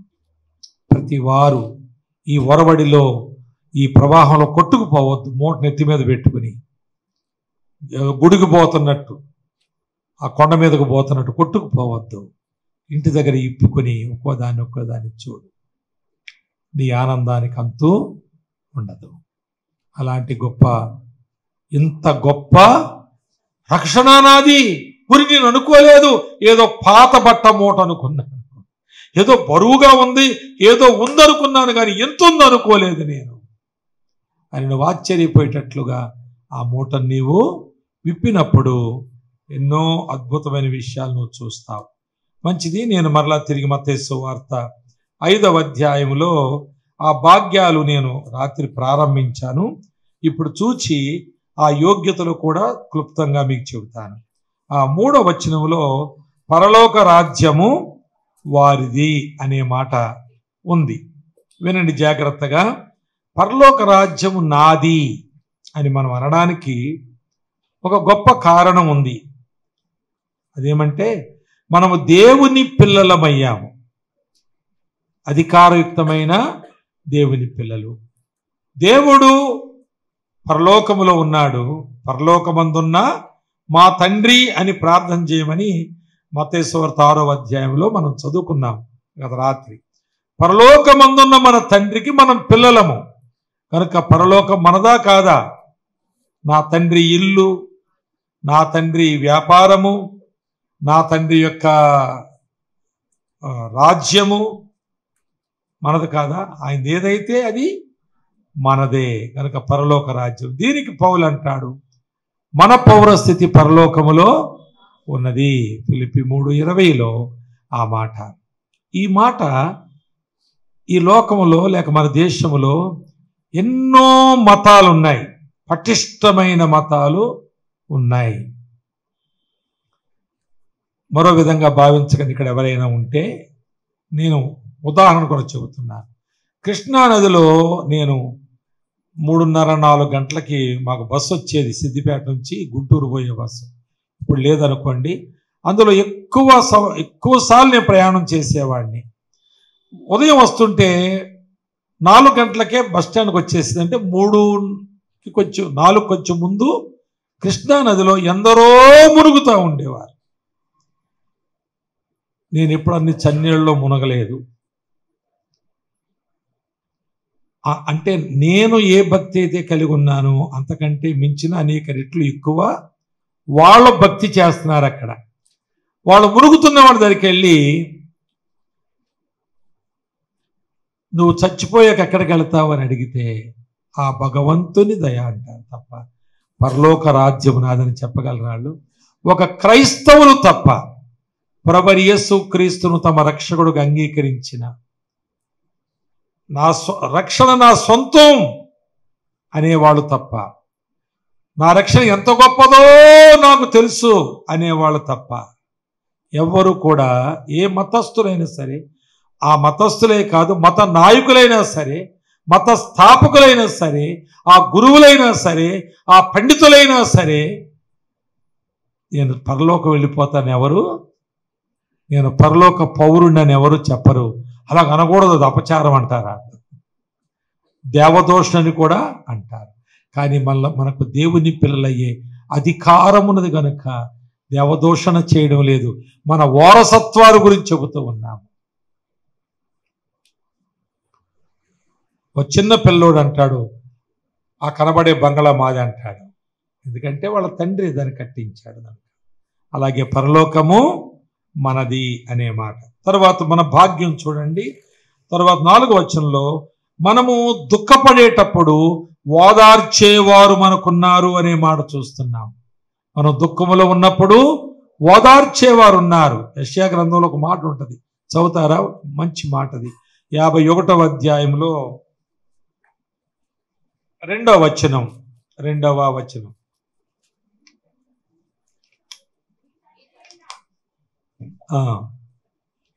యెషయా గ్రంథం 51:12 చదవండి. చదువుతున్నారా? నేనే మిమ్మును ఓదార్చు వాడను. ఎంత మంచి మాట అండి. 51:12 మీరు చదివింది కదా. నేనే మిమ్మును ఓదార్చువాడను అనేటువంటి మాట. మనకు ఓదార్చువాడున్నాడు. ఓదార్చువారు లేక ఆత్మహత్య చేసుకున్న వాళ్ళు చాలా మంది ఉన్నారు. ఓదార్చువాడు లేక కృంగిపోయిన వాళ్ళు చాలా మంది ఉన్నారు. ఓదార్చువాడు లేక దేశదిమ్మర్లు అయిపోయిన వాళ్ళు చాలా మంది ఉన్నారు. కానీ మనకు ఒక వడి ఉంది, ఓదార్చే వడి. ఆయన వడిలో మనం ఉంటాము. ఈ చక్కని మాట మనము అక్కడ చూస్తాము. అది ప్రకటనలోనే, ఆయన మీ కన్నుల బాష్ప బిందువులను ఆయన తుడిచేవాడు అనే మాట. క్రైస్తవులకు ఉన్న భాగ్యం ఏంటంటే మనకు ఓదార్చువాడు ఉన్నాడు. మనం చావనక్కర్లేదు, దేశదిమ్మరం అయిపోనక్కర్లేదు, బాధ కలిగినప్పుడు కృంగిపోయి కూర్చోనక్కర్లేదు, భోజనం చేయబుద్ధి అవడం లేదు, పడుకుంటే నిద్ర పట్టడం లేదు. అసలు నా మనసులో లేదనే మాటలు మనం పలకనక్కర్లేదు, అవి మన డిక్షనరీలోనికి రానక్కరలేదు. ఎందుకంటే ఓదార్చువాడు మనకు ఉన్నాడు. తర్వాత 5వ వచనం చూడండి. భూలోకమును స్వతంత్రించుకొందురు అనే మాట రాయబడింది.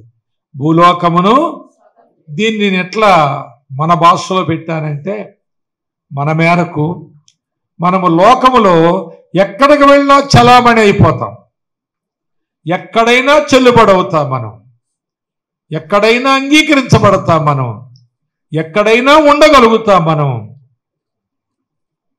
అంత స్వతంత్రము మనకు ఈ భూమి మీద దేవుడు ఇచ్చాడు. ఏ దేశం వెళ్ళా ఉంటాం, ఏ జనాంగం మధ్యకి వెళ్ళా ఉంటాం, పట్టణంలో ఉంటాం, పల్లెటూరులో ఉంటాం, బొంబాయిలో ఉంటాం, ఎక్కడికి వెళ్ళినా అక్కడ మనం చలామణి అవుతూ ఉంటాం. ఒకసారి నేను ఓ ప్రయాణం చేస్తాను, మధ్యలో నాకు బ్రేక్ జర్నీ నాది. అంటే నేను విమానంలో ప్రయాణం చేయాలి, అది 10 గంటల 40 నిమిషాల ప్రయాణం. 8 గంటలు వెళ్ళాక, 8-9 గంటలు వెళ్ళాక ప్యారిస్ అనేటువంటి ఎయిర్పోర్ట్లో ఆగాలి నేను. ప్యారిస్ ఎయిర్పోర్ట్ ఎలా ఉంటుందంటే విజయవాడలో సగం ఉంటుందేమో. అది చాలా పెద్దది. అది ప్రతి 2 నిమిషాలకు ఓ విమానం దిగనన్న దిగుతుంది, ఓ విమానం ఎగరనన్న 2 నిమిషాలకే ఒకటి దిగనన్న దిగుతుంది, ఒకటి ఎగరనన్న ఎగురుతుంది. అంత పెద్ద ఎయిర్పోర్ట్. నేను నా ఫ్లైట్ చేంజ్ చేసి నేను మరలా నెదర్లాండ్స్కి వెళ్ళాలి నేను. అయితే మరి నేను ఎలా చేస్తా, టెర్మినల్స్ అని నాకు ఎలా తెలుసు? నాకంత అనుభవం ఏముంది, నాకంత తెలివి కూడా ఏముంది? విమానాలు ఎక్కని ప్రాక్టీస్ నాకేముంది. కాబట్టి నన్ను ఢిల్లీలో విమానం దగ్గరికి వచ్చినటువంటి ఒక సహోదరుడు ఆయన అన్నాడు, బ్రదర్ ఈ టెర్మినల్స్ అవి ఇవి అన్నీ నేను ఎక్కడ చూసుకుంటూ తిరుగుతాను, నేను మళ్ళీ వెనక్కి వస్తానో ఏమో అన్నాను. నేను మళ్ళీ వెనక్కి వచ్చేస్తానేమో వెళ్ళలేక అంటే ఆయన అన్నాడు, ఎందుకు బ్రదర్, మీకు ఎప్పుడు ఏ డౌట్ వచ్చినా ఏం అర్థం కాకపోయినా మీరు ప్రైజ్ ద లార్డ్ అనండి, ఎవరో వస్తారు మీ దగ్గరికి అన్నాడు. కానీ కొంచెం గట్టిగా అన్నాడు. ఎయిర్పోర్ట్లో ఏమనాలట, ప్రైజ్ ద లార్డ్ అనండి, ఎవరో ఒకరు వస్తారు మీ దగ్గరికి అన్నాడు. ఎంత స్వతంత్రం అండి మనకి, ఎంత స్వేచ్ఛ అండి మనకి, ఎక్కడికి వెళ్ళినా మనం చెల్లుబడైపోతాం. ఎంత ధైర్యం అండి మనకి. నాకేంటి ప్రైజ్ ద లార్డ్ ఈ ఒక్క మాట నా నోట్లో ఉంటే చాలు. మరి అల్లులు ఏంటి వస్తారో తెలియదు కానీ నాకు చెప్పిన మాట చెప్తున్నా, ప్రైజ్ ద లార్డ్ అని అంటే ఎంత ధైర్యం వచ్చేసిందో నాకు. ఎంత ధన్యులమండి మనం. ఈ రక్షణలో ప్యాకేజ్ ఇదంతా కూడా. ఆ తర్వాత చూడండి 6వ వచనం చూడండి, మనం తృప్తిపరచబడతాము అనేటువంటి మాట. ఇది 103వ కీర్తనలో 5వ వచనంలో ఎంత మంచి పోలికతో ఆ మాట చెప్పాడంటే, పక్షిరాజు యవనము వలె మీ చదవండి చదవండి నన్ను చదవమని చదువుతాను. సగం సగం చదువుతారేంటి? 103వ కీర్తన 5వ వచనం.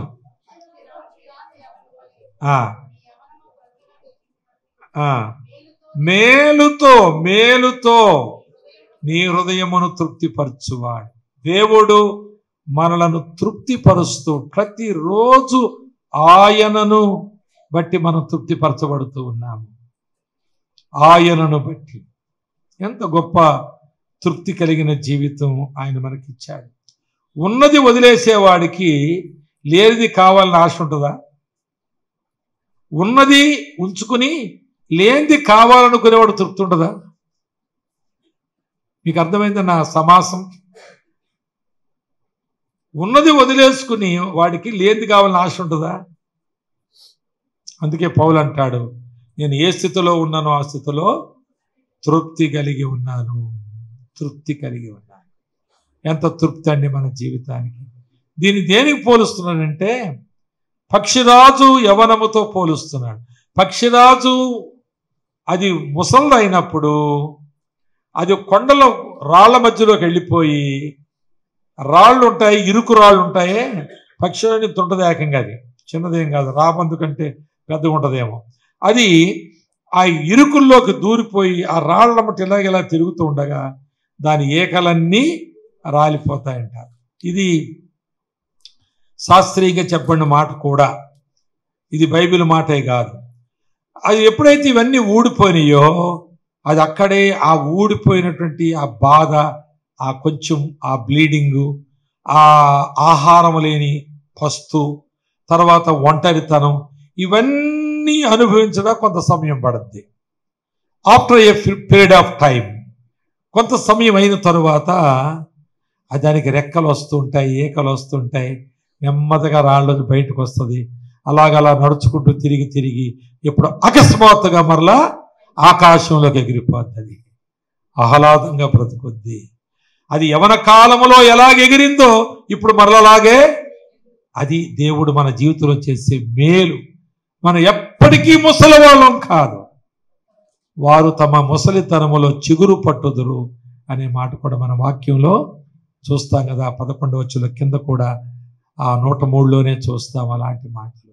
ప్రియులారా, ఇటువంటి తృప్తి దేవుడు నాకు నీకు అనుగ్రహించాడు. మనం ఎప్పటికీ తృప్తి గలవారముగా ఉంటామనేటువంటి మాట. మరొక మాట చూడండి 7వ వచనంలో, మనం కనికరము పొందుదుము అనేటువంటి మాట. అనగా మనలో కనికరించువాడున్నాడు. ఇది మన భాగ్యం, మనను కనికరించువాడున్నాడు. ఇవన్నీ ఎక్కడున్నాయి? రక్షణ మూటలో, ప్యాకేజీలో ఉన్నాయి. అది చూడక మనం ఏడుస్తూ కూర్చుంటాం, ఎవరెవరి దగ్గరికి పోతాం, ఇలాగైంది అలాగైందని చెప్పుకుంటాం. పోలీస్ స్టేషన్లో ఎస్ఐ గారి దగ్గరికి వెళ్తాం, సార్ నాకు ఎలాగైంది న్యాయం చేయాలంటాం. వకీల్ని పెట్టుకుంటాం, ప్లేటర్ని పెట్టుకుంటాం, సార్ నన్ను కొంచెం వాదించండి సార్ అంటాం. నాకు అన్యాయం జరిగిపోయింది అంటాం. మూటిప్పుకుంటూ అందులో ఉన్నాడు మనకు ఒక లాయరు, అందులో ఉన్నాడు ఒక పోలీస్ ఆఫీసరు, అందులో ఉన్నాడు ఒక న్యాయకర్త. 119వ కీర్తనలో ఓ మాట చూడండి, 156వ వచనం. 119వ కీర్తన 156వ వచనములో, యెహోవా నీ కనికరములు అన్లిమిటెడ్, మితిలేనివి, పరిమితమైనవి కాదు, కొరత ఉన్నది కాదు. అనగా కృప వెంబడి కృప, కనికరం వెంబడి కనికరము, తృప్తి వెంబడి తృప్తి ఆయన మనకి ఇచ్చేవాడై ఉన్నాడు. 8వ వచనంలో చూడండి, మనం ఒకనాడు ఆయన ముఖాముఖిగా చూస్తాం. మీరు ఏ మతంలో నన్ను అడగండి, ఈ మాటలు వాళ్ళ జీవితంలో ఉంటాయా? నన్ను ఓదార్చువాడు ఉన్నాడని ఎవరు ఏ మతంలో చెప్తారా? సాయి గారు అని మీరు హరి గారు, నేను పేర్లు మార్చేస్తున్నాను. హరి గారు చాలా మంచి వ్యక్తి. ఆయన లాంటి మనస్సు కొన్నిసార్లు అనుకున్నాను, నేను అనుకున్నాను. మా దగ్గర కొందరు ఆలోచించి హరిగారు లాగుంటే ఎంత బాగుండు సంఘం, సేవకునికి ఎంత సహకారం. నా గురించి కూడా అనుకున్నాను. నేను అంత దీనుడుగా ఉండగలిగితే ఇంకెంత బాగుండును అనుకున్నాను. కాబట్టి ఈ మాటలు ఎవరైనా చెప్పగలుగుతారండి? నన్ను కనికరించేవాడున్నాడు, నన్ను ఓదార్చువాడున్నాడు. నాకు ఎవరేంటి బాబు అంటే మా మేనమామ అంటాడేమో. నాకేదైనా ఆపద ఉంటే ఆదుకునేవాడు అన్నాడు ఎవరంటే మా అన్న అంటాడేమో, లేక ఇంకా మా చిన్నాయన అంటాడేమో. ఏమంటాడో, లేక ఎమ్మెల్యే మా బామ్మరిది అంటాడేమో. ఇలా ఆదరించవచ్చు కానీ 5 ఏళ్ళు ఆదరిస్తాడు, తర్వాత ఆయనకే ఆదరణ లేక మళ్ళా అందరి చుట్టూ తిరుగుతాడు, ఇలా పెట్టుకుని తిరుగుతాడు. కాబట్టి ఆ బాజప్తా అంటారు ఉర్దూలో, మనమే చెప్పగలం ఆ మాట. నన్ను కనికరించేవాడున్నాడు, ఓదార్చేవాడున్నాడు, తృప్తిపరిచేవాడున్నాడు అనే మాటలు ఎవరు చెప్పగలరు? మనమే చెప్పగలం. తర్వాత మనం ఆయన చూస్తామని ఎవరు చెప్పగలరు? మనమే చూస్తాం. యోహాను మొదటి పత్రికలో 3వ అధ్యాయంలో 2వ వచనంలో, చిన్నపిల్లలారా మనమిప్పుడు ఆయన పిల్లలమై ఉన్నాము, అంత మాత్రమే మనం ఎరుగుతాం. కానీ ఒక రోజున ఆయన ప్రత్యక్షమైనప్పుడు ఆయన ఉన్నవాడిని ఉన్నట్టుగా చూస్తాం కనుక మీరు కూడా అలాగే కనబడతారంటాడు యోహాను. ఎంత మంచి మాట! 3వ అధ్యాయం మొదటి పత్రికలో 2వ వచనంలో మాట రాయబడి ఉంటుంది. కనుక ముఖాముఖిగా మనం ప్రభువును చూస్తాం. దేవుని చూసి ఎవడో బతకలేడు, మనం బతకగలం. ఇప్పుడు కూడా హల్లెలూయా అన్నారు. మీరు వాళ్ళు మాట్లాడితే హల్లెలూయా అంటే నేను మాట్లాడతాను ఏంటండి? దేవుని చూసి ఎవరో బ్రతకలేరు అన్న మాట ఉంది, కానీ మనం బ్రతకగలం. మళ్ళీ అంటలేదు హల్లెలూయా. కనుక అంత భాగ్యం ఆ మూటలో ఉందండి. మూట ఎత్తి మీద పెట్టుకుని కొట్టుకుపోతున్నాం మనం అంతే. ఆదివారం మూట ఎత్తి పెట్టుకుని వస్తున్నాం అంతే. లేమంటే లేస్తాం, కూర్చుంటాం, వేయమంటే వేస్తాం, వద్దంటే మానేస్తాం. కొట్టుకుపోతున్నాం, ప్యాటర్న్లో కొట్టుకుపోతున్నాం మనం. నిజానికి అది మన లోపల మన జీవితంలో ఆ ఆనందం ఎందుకు లేదంటే అది ఇప్పి చూస్తా లేదు, మనం అంత మట్టిగా చూస్తున్నాం. ఈ లోకంలో ఏదో మనం కోరుకోవడానికి కారణం ఏంటంటే మన మూటలో ఉన్న భాగ్యం మనం ఎరగక. మన మూటలో బంగారం ఉంది, ఎక్కడ దొరికింది మనకు, ఇప్పాము, బంగారం దగదగ మెరిసిపోతుంది. అది పట్టుకునేసరికి అక్కడ ఏదో 10 రూపాయల నోటు ఉంది, దీన్ని ఇక్కడ పెట్టి దానికి వెళ్తామా మనం? ఈ లోకంలో వాసించేది అంత దూరం ఉన్న 10 రూపాయల నోట్ లాంటిది. దీన్ని వదిలేసాళ్ళు పోతే పోయింది, దీన్ని పట్టుకుని పరిగెట్టుకుపోతాం. అలాగుని మనము జీవించాలి.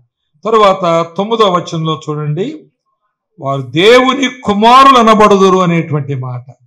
మనం ఏమనబడతాము? దేవుని. ఇక్కడ ఒక మాట ఇంగ్లీష్లో ఏముందంటే they will be called the Sons of God అని ఉంది, కాల్డ్ అని ఉంది అక్కడ. అంటే మనము దేవుని కుమారులు అవుతామని కాదు అర్థం. దీనికి సమాధానపరచువారు అందరూ దేవుని కుమారులు అయిపోతారంటే మరి అన్యులు కూడా అవుతారు మరలాగా. అలా కుదరదు. ఎవరైతే ఆయన నామనందు విశ్వాసం ఇచ్చి రక్షించబడ్డారో వారికే దేవుని కుమారులగుటకు అధికారం. ఆ కుమారులు ఎలా బతుకుతారని ఇలా బతుకుతారు. కనుక మనము మాటి మాటికి ప్రతిసారి అనేక సార్లు వీళ్ళు వేరురా అని అనిపించుకుంటాం. వీరు దేవుని కుమారులు, అందుకే వారి మాట తీరు ఎలాగుంది, వారి ఆలోచన సరళి ఎలాగుంది, వారి నడవడికి ఎలాగుంది అని మన గురించి చెప్పుకుంటూ ఉంటారు. 50,000 రూపాయలు తేడా వచ్చింది. ఒక కర్ర, టేప్ కర్ర ఏదో కొన్నాడు ఒక హైదరాబాద్లో. ఆయన బిల్డింగ్ కట్టుకునేటప్పుడు ఆయన డబ్బులు పంపించమన్నాడు, చెక్కు రాయి, ఎంతకు రాయమన్నా అంటే రాయమన్నాడు, రాశాడు ఆయన. కానీ 50,000 తక్కువ చెప్పాడు ఆయన. తర్వాత ఈయన కొన్ని దినాలు పోయాక క్యాలిక్యులేషన్ చేస్తుంటే 50,000 ఇంకా ఆయనకి ఇవ్వాల్సి ఉంది. ఆ తర్వాత కూడా కొంత కర్ర తెచ్చుకున్నాడు ఆయన అక్కడి నుంచి. అయిపోయింది, సెటిల్ అయిపోయింది. కానీ 50,000 ఇంకా ఆయనకి ఇవ్వాల్సి ఉందని నేను ఆయనకు ఫోన్ చేసి, నేను మీకు ఇంకా డబ్బులు ఇవ్వాలంటే సెటిల్ అయిపోయింది కదండి, క్లోజ్ అయిపోయింది మీ అకౌంట్ అంటే, ఆయన వెళ్ళి మళ్ళీ లెక్కలు తీసి చూపించి ఆ 50,000 రూపాయలు కట్టాడు ఆయనకి. ఆ మార్వాడికి ఏమనిపించాడు, ఈయన మామూలు మా తండ్రి కన్నా నాలాంటి కొడుకు కాదు ఈయన. మా తండ్రి నన్ను కన్నాడు, వాళ్ళ తండ్రి ఆయనకు అన్నాడు. కానీ మా నాన్నగన్న కొడుకుని నేను దొంగ లెక్కలు రాస్తున్నాను. కానీ ఈయన కన్న తండ్రి ఆయన దొంగ లెక్కలు రాయించేవాడు కాదు, రాయనిచ్చేవాడు కాదు. ఆయన భూ సంబంధమైన వాడు కాకపోవచ్చు, ఆయన పర సంబంధమైన తండ్రి కలిగిన సాక్ష్యం ఇచ్చాడు. ఆయన అంటున్నాడు నాతోటి, నేను మీటింగ్స్లో కలిశాను కుకటపల్లిలో. ఆయన అంటున్నాడు, ఎప్పుడైనా ఆయన ఖాళీగా ఉంటే నాకు ఫోన్ చేస్తుంటాడండి, పిల్లలకు పెళ్ళిళ్ళు అయితే రమ్మంటాడండి, ఆయన ఏదున్నా కానీ నన్ను పలకరిస్తాడు, నన్ను సలహాలు అడుగుతాడండి, ప్రార్థన చేయండి మా కొరకని కూడా అప్పుడప్పుడు అడుగుతాడండి. ఆ తర్వాత సప్లై చేసిన కర్రంతా కొన్న రేటుకి చేశాడట ఆయన. ఎంత భాగ్యం దేవుడు మనకిచ్చాడు, ఎంత గౌరవ మర్యాదలు మనకిచ్చాడు దేవుడు. సమాజంలో వారు మనల్ని చూసి నాలాంటి వారు కాదు వాళ్ళని అనుకునేటట్లుగా తమను పోల్చుకుని తమను తగ్గించుకుని మనల్ని హెచ్చించేటువంటి గొప్పతనం దేవుడు మనకు అనుగ్రహించాడు. తర్వాత 10వ వచనంలో మళ్ళా పరలోక రాజ్యం అంతా రిపీట్ అయింది. దానికి ఒక మాట చూపిద్దాం అనుకుంటాను మీకు. చూడండి ఆ మాట, తెస్సలోనికలకు రాసిన మొదటి పత్రిక, తెస్సలోనికలకు రాసిన మొదటి పత్రిక, కొలస్సే తర్వాత తెస్సలోనిక పత్రిక 4వ అధ్యాయము 16-17 వచనాలు చదవచ్చేవారైనా చక్కగా. ఆర్భాటముతోను ప్రధాన దూత శబ్దముతోను దేవుని బోరతోను పరలోకము నుండి ప్రభువు దిగివచ్చును, పరలోకము దిగివచ్చును. క్రీస్తునందుండి మృతులైన వారు మొదట లేతురు, ఆమె సజీవులమై నిలిచియుండు. మనము వారితో కూడా ఏకముగా ప్రభువును ఎదుర్కొంటకు ఆకాశ మండలమునకు మేఘముల మీద కొనిపోబడదు. కాగా మనము సదాకాలము పరలోకములో ప్రభువుతో కూడా ఉందము. ఈ కొండ మీద ప్రసంగంలో 2 సార్లు ఆ మాట వచ్చింది కాబట్టి ఒకే వచనం ఎందుకు చూడాలని వెతికితే ఈ వచనం దొరికింది నాకు నా ధ్యానంలో. ఎంత మంచి మాట అండి, సదాకాలము పరలోకములో ప్రభుతో ఉందమో. మళ్ళా అంటలేదు అల్లుడు కానీ పోబుద్ది అవుతా లేదా పరలోకం. చివరి మాట చూద్దాము, 11వ వచనములో 9వ మాట ఉంది. నా నిమిత్తము జనులు మిమ్మను నిందించి హింసించి, 10వ వచనంలో అయిపోయింది. అదే మాట ఇక్కడ మళ్ళీ రిపీట్ అయినట్లుంటుంది. నా నిమిత్తము జనులు మిమ్మల్ని నిందించి హింసించి మీ మీద అబద్ధముగా చెడ్డ మాటలలో పలుకున్నప్పుడు మీరు ధన్యులు, సంతోషించి ఆనందించుడి, పరలోకమందు మీకు ఫలం ఉన్నది. ఏముంది పరలోకంలో మనకి ఫలం ఉంది. యోబు ఒక మాట అంటాడండి, 34వ అధ్యాయం యోబు గ్రంథం చూడండి, 34వ అధ్యాయము 34-11లో ఆ మాట చూస్తాం. 10 నుంచి కూడా చదవచ్చు. విజ్ఞానము గల మనుషులారా నా మాట ఆలకించుడి. దేవుడు అన్యాయం చేయుట అసంభవము, సర్వశక్తి దుష్కార్యము చేయుట అసంభవము. నరుల క్రియలకు తగినట్టుగా ఫలమైన వారికి ఇచ్చును. అందరికీ వారి వారి మార్గములు బట్టి వారికి ఫలమిచ్చును. ఫలమిచ్చును. గమనించండి, ఇవి మన భాగ్యాలు. ఇక్కడున్నాయి భాగ్యాలు, అక్కడ కూడా భాగ్యాలే ఉన్నాయి. మనం ఎంత భాగ్యవంతులం అంటే రక్షించబడిన తర్వాత భాగ్యవంతులం అంతే. భాగ్యము తరిగిపోని భాగ్యం మనకుంది. అసలు మనం ఏం చూడాలి ఇప్పుడు ఈ మీటింగ్లో, ఈ సెషన్లో ఏం చూడాలి? ఏమండి వీడియోగ్రాఫర్ గారు చెప్పండి, ఏం చూడాలి? మనం ఎంత యోగ్యులమో చూడాలి. మీరింటికి వెళ్ళిన తర్వాత మనం ఎటువంటి యోగ్యతలు కలిగి ఉండాలో ఒక కాగితం ముక్క మీద రాసుకోండి. లెఫ్ట్ సైడ్ ఉన్నాయి కదా, ఈ భాగ్యాలన్నిటికీ మనము పాత్రలు కావాలంటే ఎటువంటి యోగ్యతలు కలిగి ఉండాలో మీరు రాసుకోండి. ఇలాంటి యోగ్యతల్ని కలిగి ఉన్నానా లేదని మీరు ఆలోచన చేసి కలిగి ఉన్న యోగ్యతలు టిక్కి పెట్టండి. కలిగి లేని దాని గురించి కలిగి ఉండడానికి ప్రార్థన చేసుకోండి.